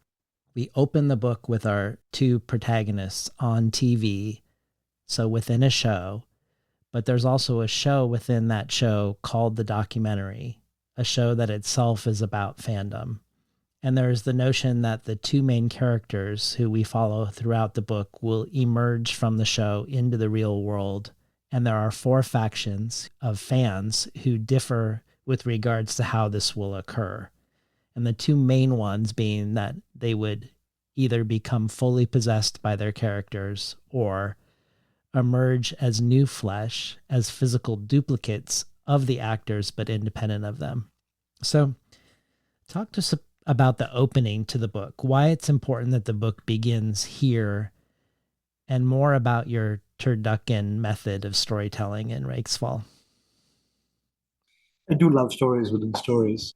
I especially love, and I think this also happens at some point in Rakesfall, where nesting stories within stories, but then not coming all the way out again, which is, I find particularly delightful, and no doubt many people find intensely annoying. The first chapter of the first section rather of Rakesfall is Peristalsis. I published that originally as a short story because it seemed to me that it felt complete enough in itself at that time that I could publish this as a short story. We begin the story with like 2 kids looking at a screen, watching something else, right? And then watching a show that is essentially looking back at us. And that's the framing to take throughout this whole book, which is that it's a story about stories, it's a story of stories, and it's very much about the people who are watching, which is the people who are watching are the fandom, but the fandom is also the dead, specifically the dead of genocide and of the war. And many of these different sections of Rakesfall are different articulations of or rather the character's relationship to the dead. Right? There's one section where you have the living dead in a more sort of somewhat unconventional zombie story.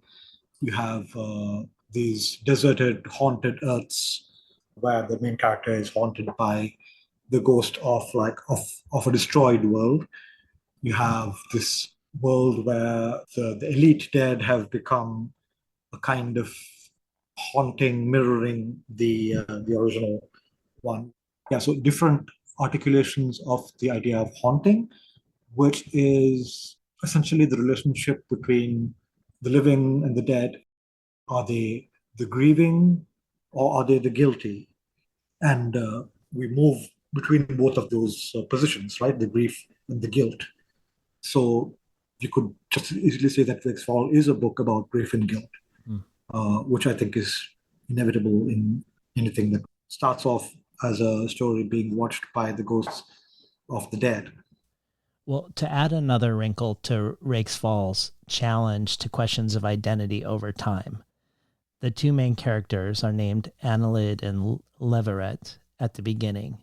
The first is the word for a segmented worm, and the second comes from the French for rabbit.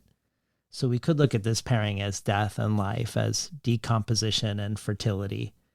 And you do underscore this with the first section being called Peristalsis, and with the lines, "We believe Leveret and Annelid are living matter, pushing themselves through a dying narrative until they breach the veil and emerge screaming," where we could see them as much traveling through a cosmic colon as we do through time and space. But I want to spend some time with this question of time. The show in the opening section has no name, no credits. It has content that never ends, without true episodes or seasons. And you yourself have described the book as follows.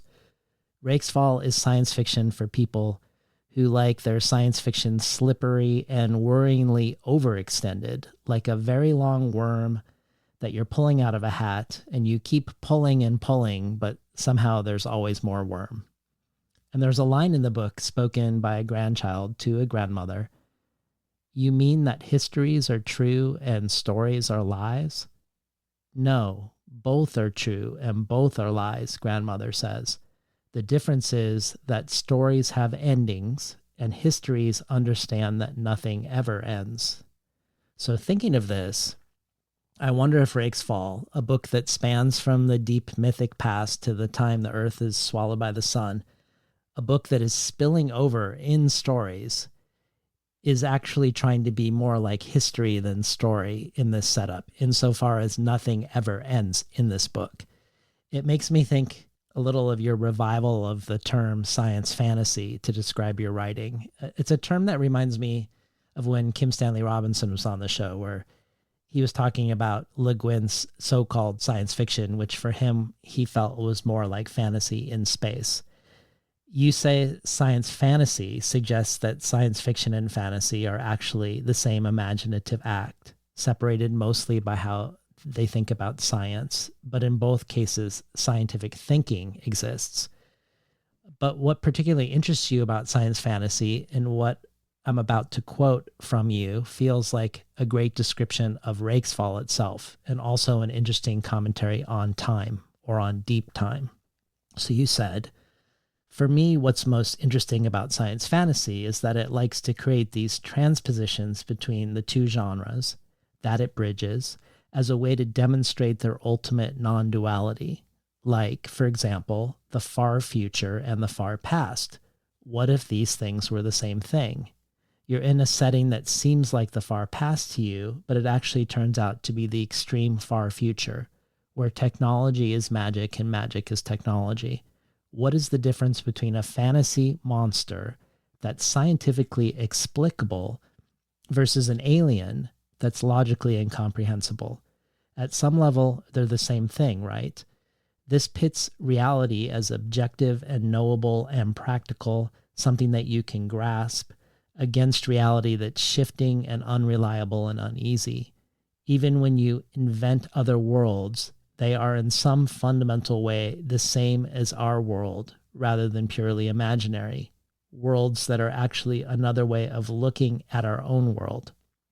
So this is my long, almost never-ending way to ask you to talk about the never-endingness aspect of your book, about time and story versus time and history, or anything else that this field of thought provokes for you.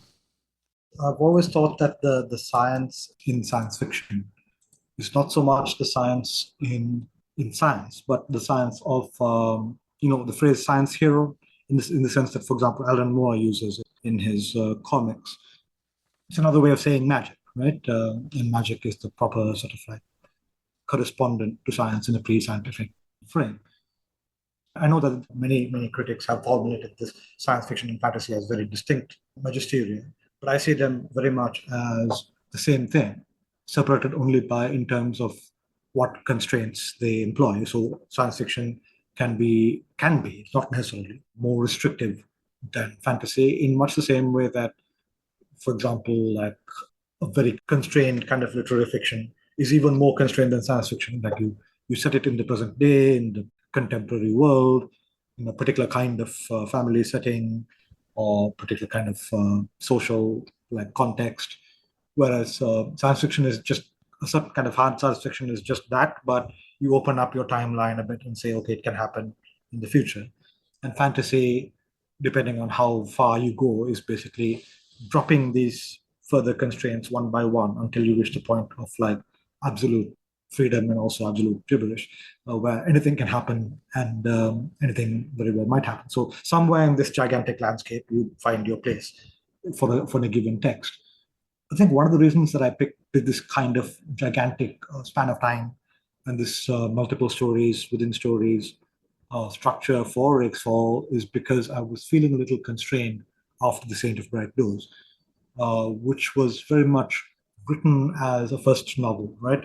I had this understanding of myself, who and what I am and where I am, and how hard it is exactly to land a book deal, and how alienating precisely to the edge that I'm allowed to be. um, and I think I pegged that just about right. Rakesfall, on the other hand, kind of slipped in through the back door, in the slipstream of the Saint of Bright Doors. It's a multi-book deal. I didn't have to sell Rakesfall on its own, which explains, see, formal experimentation is grounded in material circumstances. It's your Trojan horse book. It's my Trojan horse book. It's great. And it would have been absolutely impossible to sell this as a first book, I think. And I'm not sure I could have sold it later. So really, this is the only moment where such a thing is possible. So I'm very happy that it's out in the world because can't take it back now. And that's, I think, where the sort of untrammeled, exploding, bursting out structure of Rakesfall comes from. Partially is from my own simple joy at getting away with this ridiculous maneuver. Speaking of things that never end, there is another way that your work is reborn or reincarnated in this book. So we have a question for you about this from New York Times sci-fi fantasy reviewer Amal Ilmotar. She's a novelist, a short story writer, and a poet who has won the Hugo, the Nebula, and Locus Awards, among others, for her writing, whose most recent book, co-written with Max Gladstone, is the epistolary time-traveling novel, This Is How You Lose the Time War. So here's a question for you from Amal. Hello, Vajra. This is Amal al-Muhtar here with a question for you. I recently read Rakesfall and very much loved it, and I was surprised after, or perhaps midway through reading it at some point, I flipped to the copyright acknowledgement page, which I hadn't seen initially, and saw that 6 chapters in this book were initially published as short stories in different venues. The Deadlands and Nightmare, in Clark's World, in Asian Monsters, and in Analog. And it made me even more curious about the composition of this book than I had been initially while reading it and seeing the breadth and depth of what you were doing with it. So my question to you is basically about composition. I'd love to know if the book had its origin in a short story that you then decided to pursue, or if you'd always had this notion of the book in mind and as you were writing it, sending pieces of it out to be published individually as standalones, or if it was something else completely different besides that. I'd just really love to know more about your intentions and your experience of the composition of this book. Was it something that you had in mind as a whole, as a project initially, or was it more of a mosaic is not quite the right word, but something like that, something more composed piece by piece, I suppose, more discovered, perhaps? So I'd love to hear you speak to that. Thank you so much. That's a great question. I had the pleasure of meeting Amal and Max. Actually, I got them both to sign my copy of Time War just this last weekend at Bureaucratic. Okay, so this is actually a little bit of, two things. One is that Rakesfall is a project that I had clearly started like years ago, well before the pandemic, with some of these short stories. In that, for some of them, for example, Herod of Earth, which is in Clark's World and is now like a standalone chapter, is a chapter in Rakesfall, was like, I think, 2016, 2017. And at that time, I knew it was part of a bigger story, and I knew it was part of a book specifically. I just couldn't get a handle on the book. I had this chunk written. And I'm normally like, I write from beginning to end, but I hadn't worked that process out at that time, but I was still struggling to write my first book. This was before I had written The Saint of Bright Doors. Not all of my short stories have this quality. Most of them are perfectly standalone, and I have no intention of connecting them to other things. But there were a handful over the years that seemed to me like that they were parts of a bigger project, but I could not articulate what that project was, and I couldn't seem to get like a grip on it. There are various like failed drafts in odds and ends in various places. In 2020, after I figured out finally how to write a novel and I wrote The State of Bright Doors, I came back to this and I approached Rakesfall with the same method that I had used to write The State of Bright Doors, which is very linear. I start at the beginning, I write to the end, and then I stop. And once I started this with Peristalsis, which was like, fortunately for me, the opening, which I had just finished the short story, like I knew that had to be the beginning. And then I wrote it linearly because I knew where those beats were going to go, the paths that I already had. I knew where those bits fitted in. I just needed to write the rest of it. In that sense, it was actually very linearly written. The bulk of it is new material. And some of these stories, especially Vikurtimaga, the one that was in Fox Spirit's books, Asian Monsters, is entirely rewritten in the sense that that was originally a script for a comic, which bears very little resemblance to what's in Rakesfall right now, except that I've reused some of the sentences. I just credited it for completeness' sake. Some of the others are there more or less as they were published in the short story form.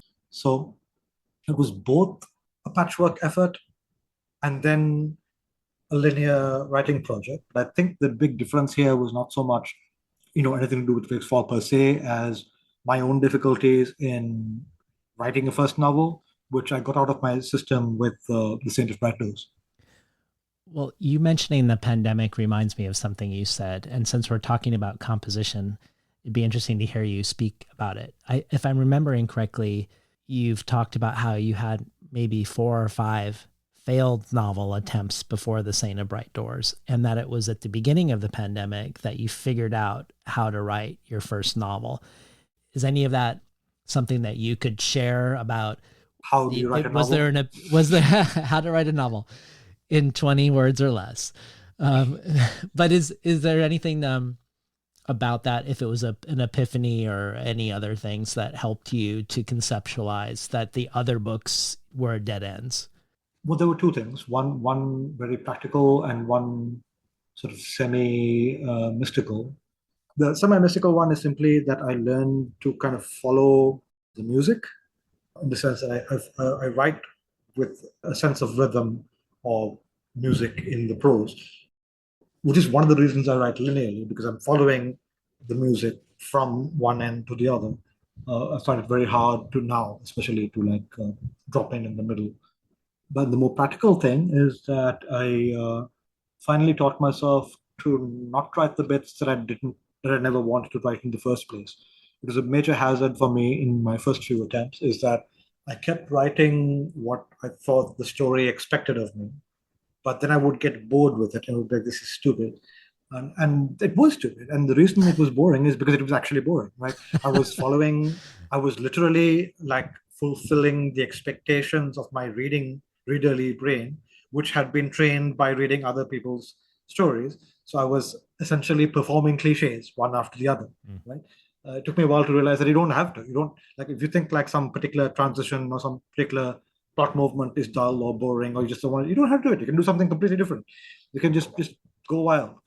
So I gave myself permission to do something different every time that I felt like something predictable was coming up. And I'm not trying to shock the reader. I'm just trying to keep myself entertained as the reader who is reading what I'm writing, if that makes sense. I feel like a writer is a reader, and all writers are readers of other people's work anyway, but I think you're also a reader of yourself. And part of the difficulty of writing is that you're reading and critiquing as you go along, and finding problems and seeing the flaws sometimes long before you have the toolkit to fix the flaws, which is, I think, especially a struggle when you're a newer writer. It takes years to kind of struggle through that part where you're a better editor than you are a drafter, and you keep writing and you see all the problems, but you don't know how to fix them yet. You painfully, over the process of multiple attempts, teach yourself how to fix those things and finally catch up to yourself, as it were, as a reader.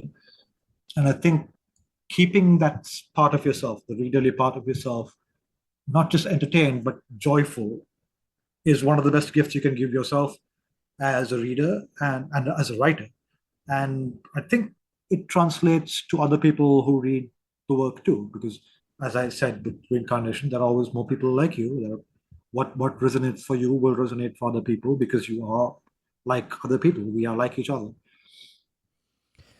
Well, as you mentioned earlier, Rakesfall has explicit nods to real Sri Lankan political history, whether the rebellion of 1848 or the 1835 Slavery Abolition Act, of which Sri Lanka was exempted, where in the previous century half the island was enslaved, or how the British census imposed racialized categories with the invention of races that established a system that seems to have shaped the terms in which the Buddhist majority has now solidified power in the post-colonial era.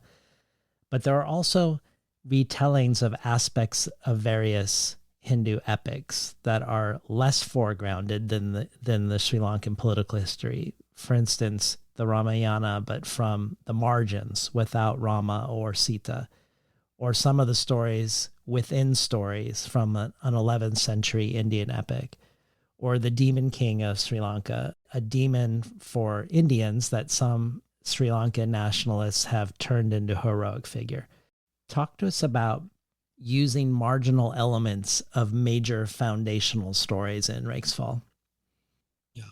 Ravana, the demon king, the villain of the Ramayana, presented a problem for me because while on the other hand, it is fairly standard Sri Lankan trope to treat Ravana as the hero. He is being, after all, the demon king of Lanka in the Ramayana. He has also been long since appropriated as a fascist symbol. Effectively, there is a fascist group called the Ravana Balakaya who go around setting people's houses on fire, that sort of thing. So it's very difficult to like take Ravana seriously as a symbol now, because to me it represents the opposite of everything I would want. So we have to kind of perform a double subversion, not only the subversion of the epic itself, but the subversion of the appropriated symbol. Ravana himself is lost, I think, to any reasonable politics as a workable symbol.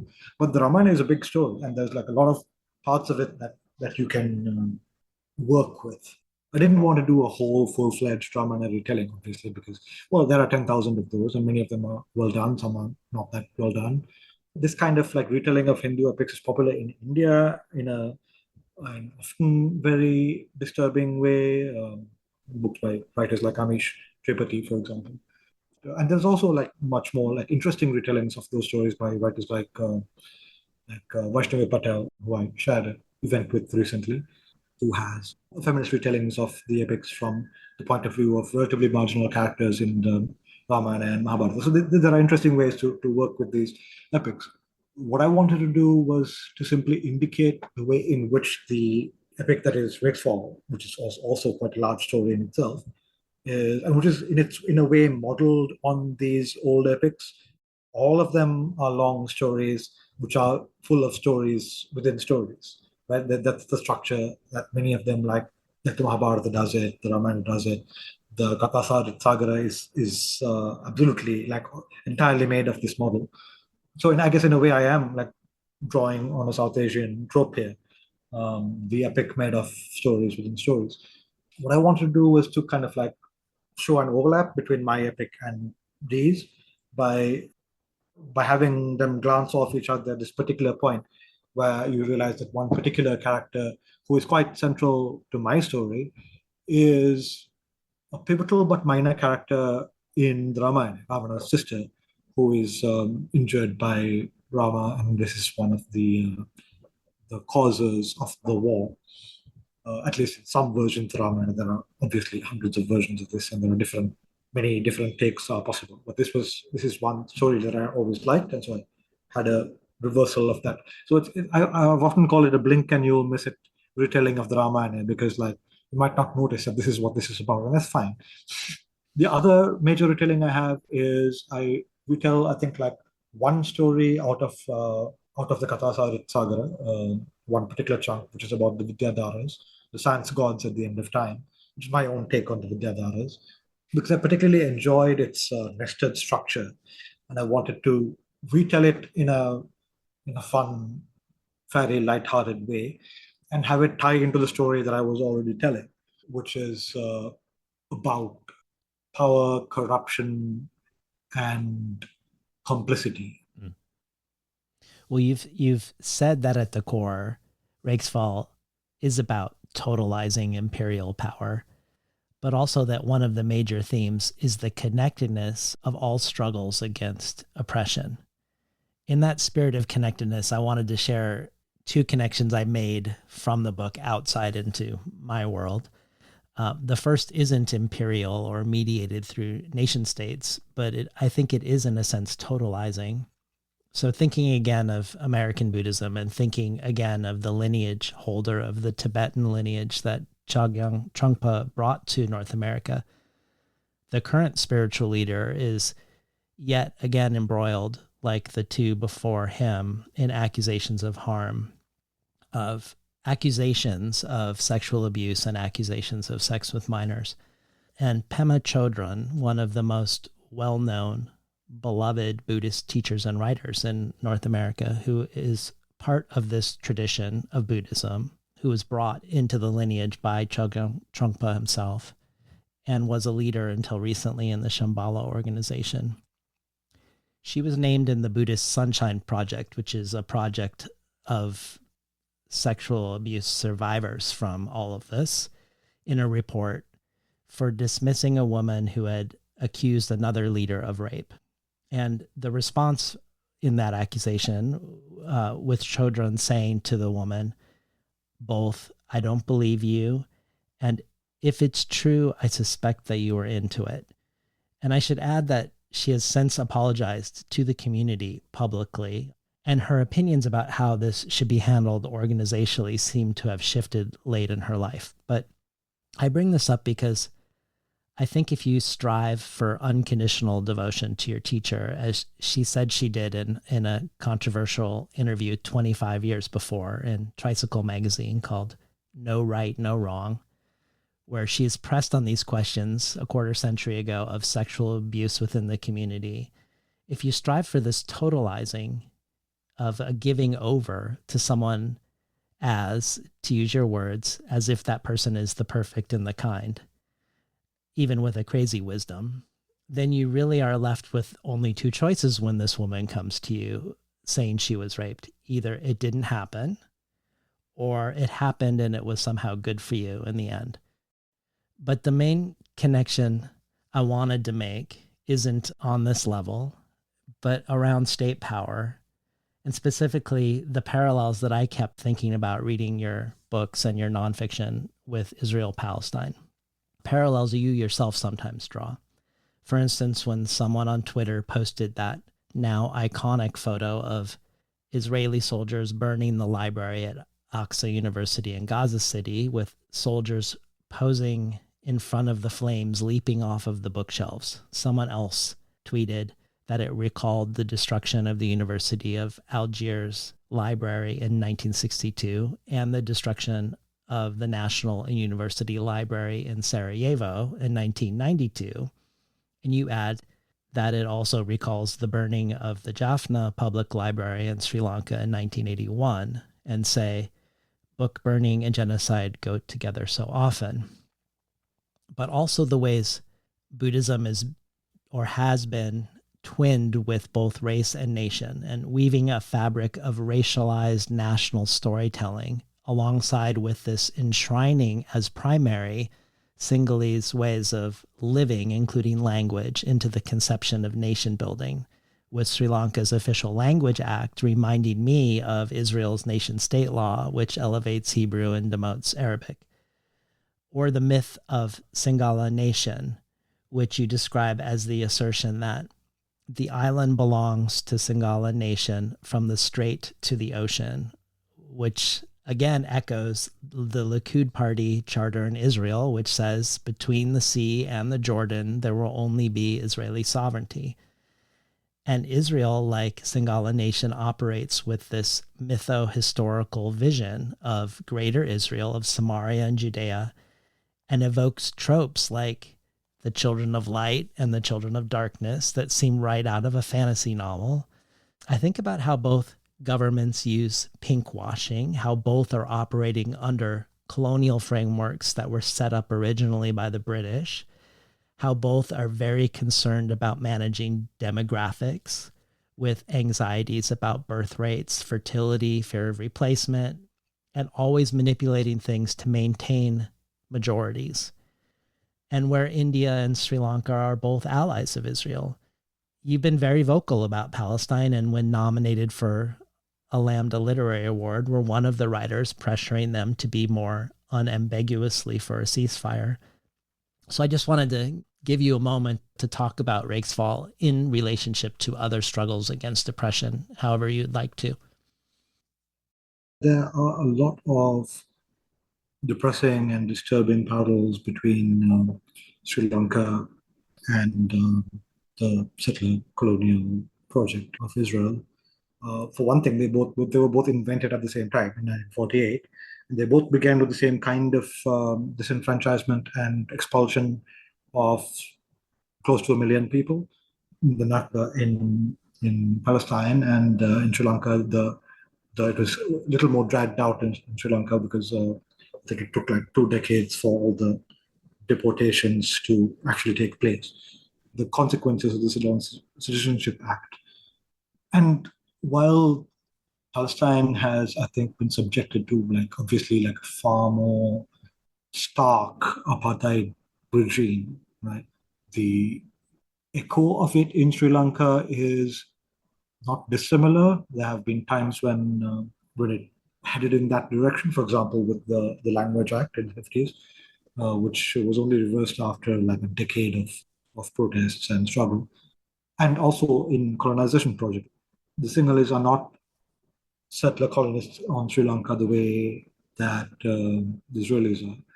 But the Sinhalese government has run colonization programs in historically Tamil areas, specifically with the aim of changing the demographics of those areas for political gain and so that dynamic.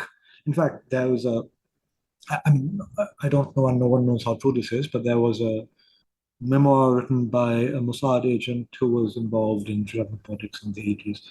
He wrote a memoir, I think, in the late 80s or 90s, in which he claimed that one of the major colonization projects of the 80s was actually the suggestion of Mossad agents like himself. I think this might have been slightly self-aggrandizing because the colonization projects in Sri Lanka, similar colonization projects, go back to at least the 50s, as far as I know. And in fact, that was the site of one of the earliest pogroms. And of course, both countries have and are undergoing genocide. One of I think the most bizarre sort of ideological twists of Sri Lankan politics is that everyone in Sri Lanka, including our outright fascists, are ostensibly pro-Palestine. Like they say so, they make pro-Palestine statements, they will hold all-party events, vigils, whatever, wave Palestinian flags around, and then they'll turn around and buy weapons from Israel to commit genocide in Sri Lanka. And this was happening for decades. So it is a bizarre situation where there is this sort of ostensibly pro-Palestine in a sphere of discourse. And maybe, I think, usually in the sphere of, for example, UN General Assembly votes, that sort of thing. But in material terms, in terms of buying weapons, or, for example, sending boats on this blockade on Yemen recently, we also sent a boat. I don't know why we sent a boat.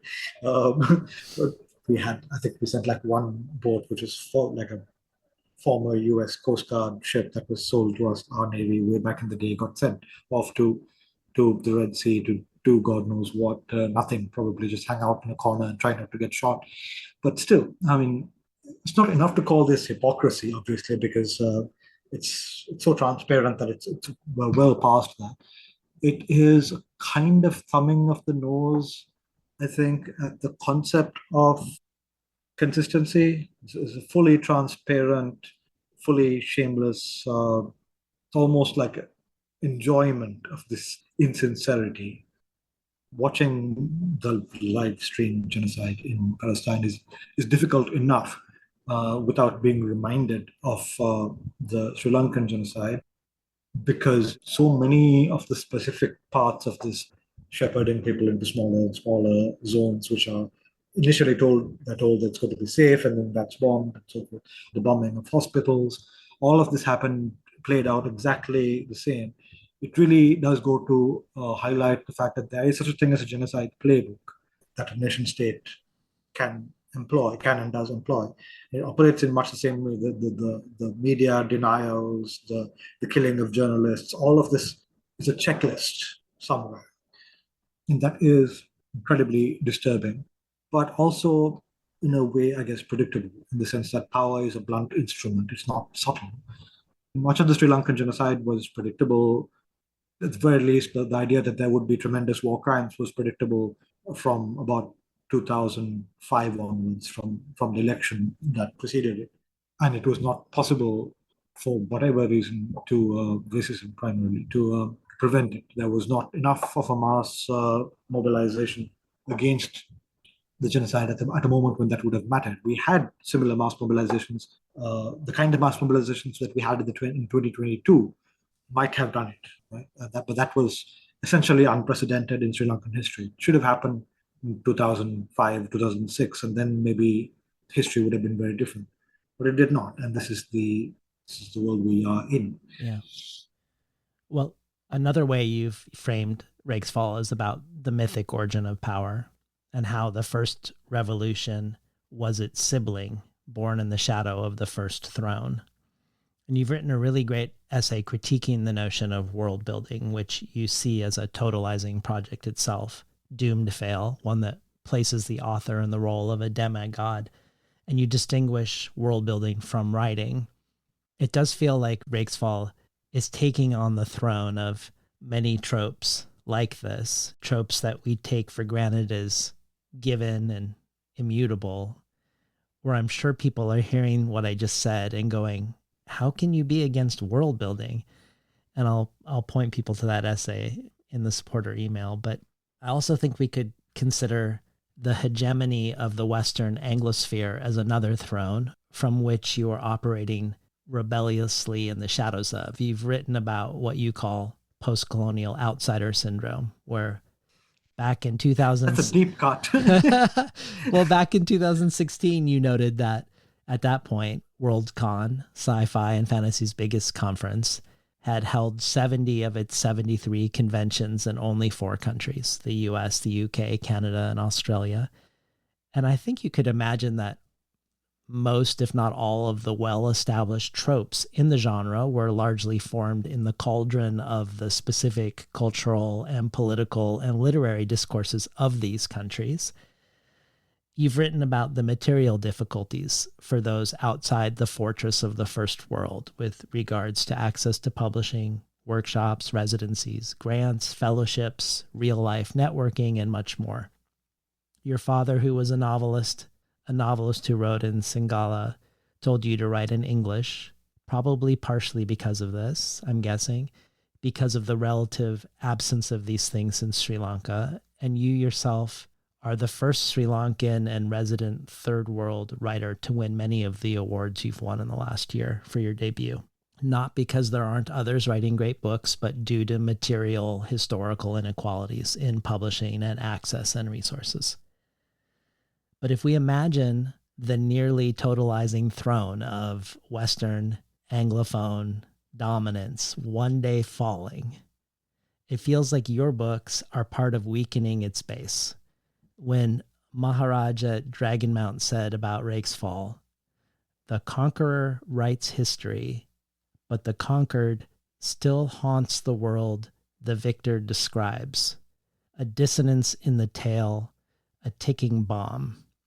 It feels like your work is the bomb. In that spirit, before we go out with a final reading, I wondered if you could first speak to others about something you've written about how to be a writer in a monstrous world, how to make art that is politically liberatory, how to write in a way that joins you, that contributes to your toppling of the many thrones we've talked about today in our conversation. I think a lot of people misunderstand what world building even is and don't spend enough time looking at that word, world building. The hubris it contains within itself. I think people treat it as a synonym for, just making stuff up, like having a setting or like giving that setting some features. That's not what it means, right? That's just writing. Everyone does that. Like world building is the creation of a world that you claim complete authority over, a world that, at least to you, is entirely noble. And that is what I think is the problem, I guess, the knowability, because to be noble in that sense, it must be simplified. And that kind of simplification, inevitably, you lose valuable contexts, complexities. I think it's important for writers to actually pay attention to the words, to the writing. And this is why I frame this often as like writing versus world building, because world building is an abstraction, right? When you begin with the abstraction and you say, okay, here's my world. And if you talk to fantasy writers, for example, many conversations begin with, oh, I have my world and I have my races. And this is the point where I'm like, no, stop, you've already done too much. I have my races. What they mean is they have their elves and their dwarves and their whatever. But this races is the same as the other races. It doesn't matter if it's cute, right? So if you at all care about the politics of your writing, about whether your work is meaningful, I think you need to begin at a much more fundamental place, which is the word, the sentence, the paragraph on the page. Because in the end, like, the abstraction of the world is not on the page, right? The abstraction of the world is in your head, or maybe in a separate, like a Bible that you've written and hidden away somewhere, which you will later publish as a wiki or something for people to argue over. But that's not what's on the page. That's not the story you're telling. So you have to pay attention to the actual words and discover perhaps the pleasures, and I do think they are pleasures, of just how malleable the implied world of a text can be if you're manipulating it at the level of the sentence, because you're no longer bound by the rigid abstraction that you prefabricated. You're allowing that the implied setting, the implied world, to build itself sentence by sentence. And that is something you're doing whether you plan it that way or not, right? It's just that if you're not doing it intentionally, then you're ignoring the power of your own writing.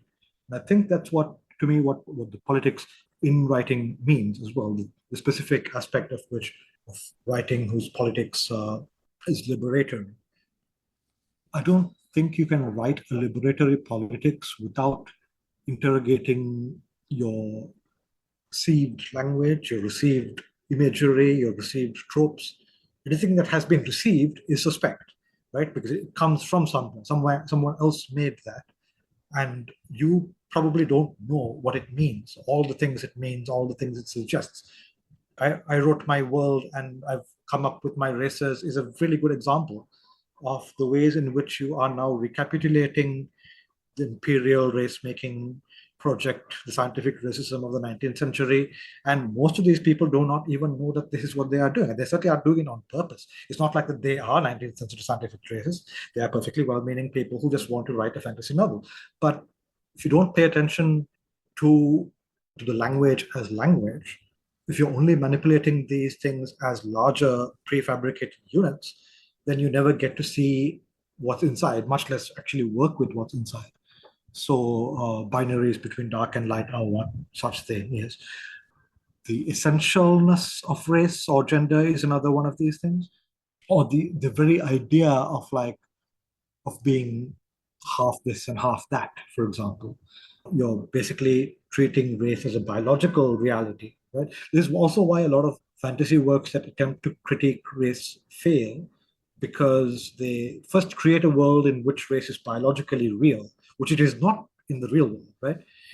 But if you have a world in which there are elves and there are dwarves and there are orcs or whatever, then you have a world in which race is biologically real. And then you attempt to build in a critique of racism and say racism is bad. But if race is real, then racism is not necessarily bad. Like if you have a race of people, a quote unquote race of people who, and that's a real thing, and they're predators, like vampires, for example, I think it's safe to say that vampires are actually bad because they are actually killing people and, sucking their blood or whatever. So you don't have to attempt to rehabilitate vampires as vampires are just nice folks, really, is a failed attempt at a critique of race, because you have already reinforced the very thing that you think you're critiquing. So at this very fundamental level of like how we manipulate the tropes, the images. The chosen one is one of them, obviously. Destiny is another. The question of what we deserve and who deserves to suffer, which is very much a part of real world building, the way that, for example, Buddhism, Orthodox Sri Lankan Buddhism, builds that world. Some people do deserve to suffer, and they are the people who are suffering, right? And that is world building. And that is the way in which I think real world ideology and literary devices blend into each other, because the toolkits that we use to navigate the world are really the same in the end. It's not about replacing one set of bad tropes with another set of good tropes. It's about constantly critiquing and taking apart the tropes that you're using to demonstrate the ways in which they were made and to show what else could be done with those parts. Like, it's that opening out, the making visible of what is hidden, what is invisible and secret in our world is, I think, the job of fantasy in particular, because fantasy is the world where you have that leeway to be larger than life. Right? You can take any part of the world and make it as exaggerated and as grotesque as you need to be in order to make the thing unmissable. Mm-hmm. Right? So obvious that nobody could possibly miss it. And I think that is the work of fantasy. Well, there's so many things we didn't get to today. The way you engage with gender or post-humanism, or the efforts to regreen a largely abandoned Earth, and the organization called the Working Group on the Preservation of the Ancestral Earth for Sentimental Reasons. But all the more reason for people to go read Rakesfall to discover these other elements of the book. As a way to bring us home, I was hoping we could hear the short chapter called The Body. We can do that. I'd actually forgotten which one that was. The body. A body lies in a forest. A body breaks out of a womb. Which body am I, the hare or the worm? I'm both at once. I'm the creator of a strange new religion, high priest of a rite of my own invention. I give and take, I shiver and shake. I'm through. It's like coming up from underwater. It's like breaking the surface, my hair whipping back and heavy as I gasp for breath. I can't yet draw breath in a new world. The air tastes different here. Everything is different. Bodies, lives, and histories. These are things more porous than I learned in school. The spaces between their particles and animalcules are vast. They interpenetrate, they assonate, they rhyme. He and I, she and I, the two of us go together. But we are not a we like the ghost children. That much we learned from television. We are the eye that opens. Why can't I breathe yet? We already can't tell which of us is which, but it's all right. We'll carry each other. We'll take turns being an eye. Red, weary, wary. I'm unsteady on the surface of a new world that quakes with my passing. The water strider holding my breath. The wasp at the tip of the spear. Why can't I breathe? Am I not done dying yet? Sacrifice is strange from either side of the right. Did she kill me to leap out of our world in the wake of my death? Did I kill him and wrap his death around me like a shroud, like a shield, like an exoskeleton for navigating between worlds? Our perspective switching back and forth is dizzying, painful at the moments of transition, as if my eyeballs were being squeezed out of their sockets and then back in. I flail and I thrash, or I try, but the body lies still. I am not I, nor I, not yet, never quite, never again. I have passed through the film, nor the text, they haven't made a film. But did it pop like a soap bubble, or is it still somewhere behind me? I have been translated into a tongue I don't have in my mouth. No, I have been interpolated into a text already published. I am reborn to re-die. another eye to learn, another body, another history, another life. It seems this is the price of translation. I made myself porous to pass through. But what I pour through pours through me. It's all right, it's all right. I'm used to possession. I had a devil in me the whole time, didn't I?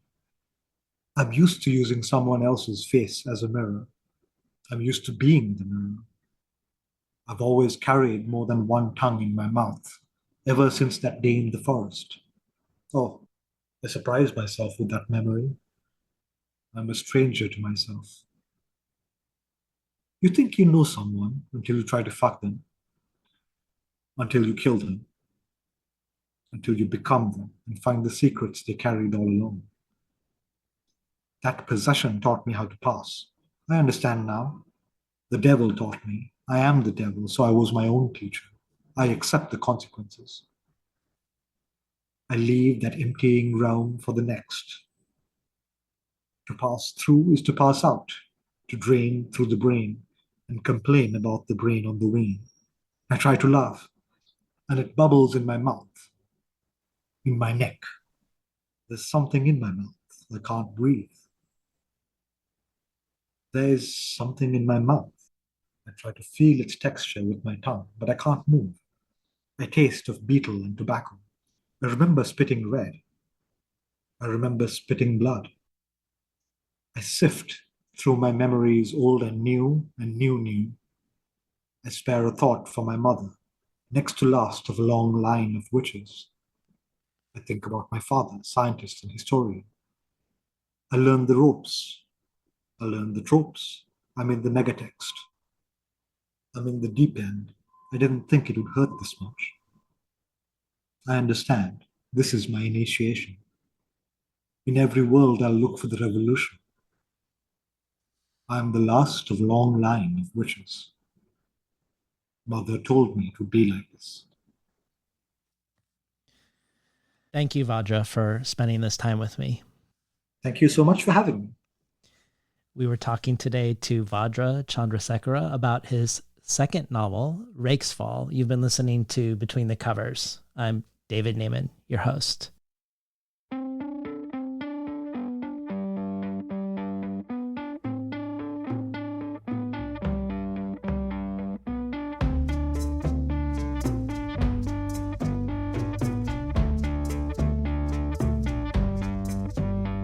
Today's program was recorded at the volunteer-powered, non-commercial, listener-sponsored, full-strength makeshift home office of me, David Naiman. You can find more of Vajra Chandrasekera's work, including most of the incredible essays we unpacked today, at vajra.me.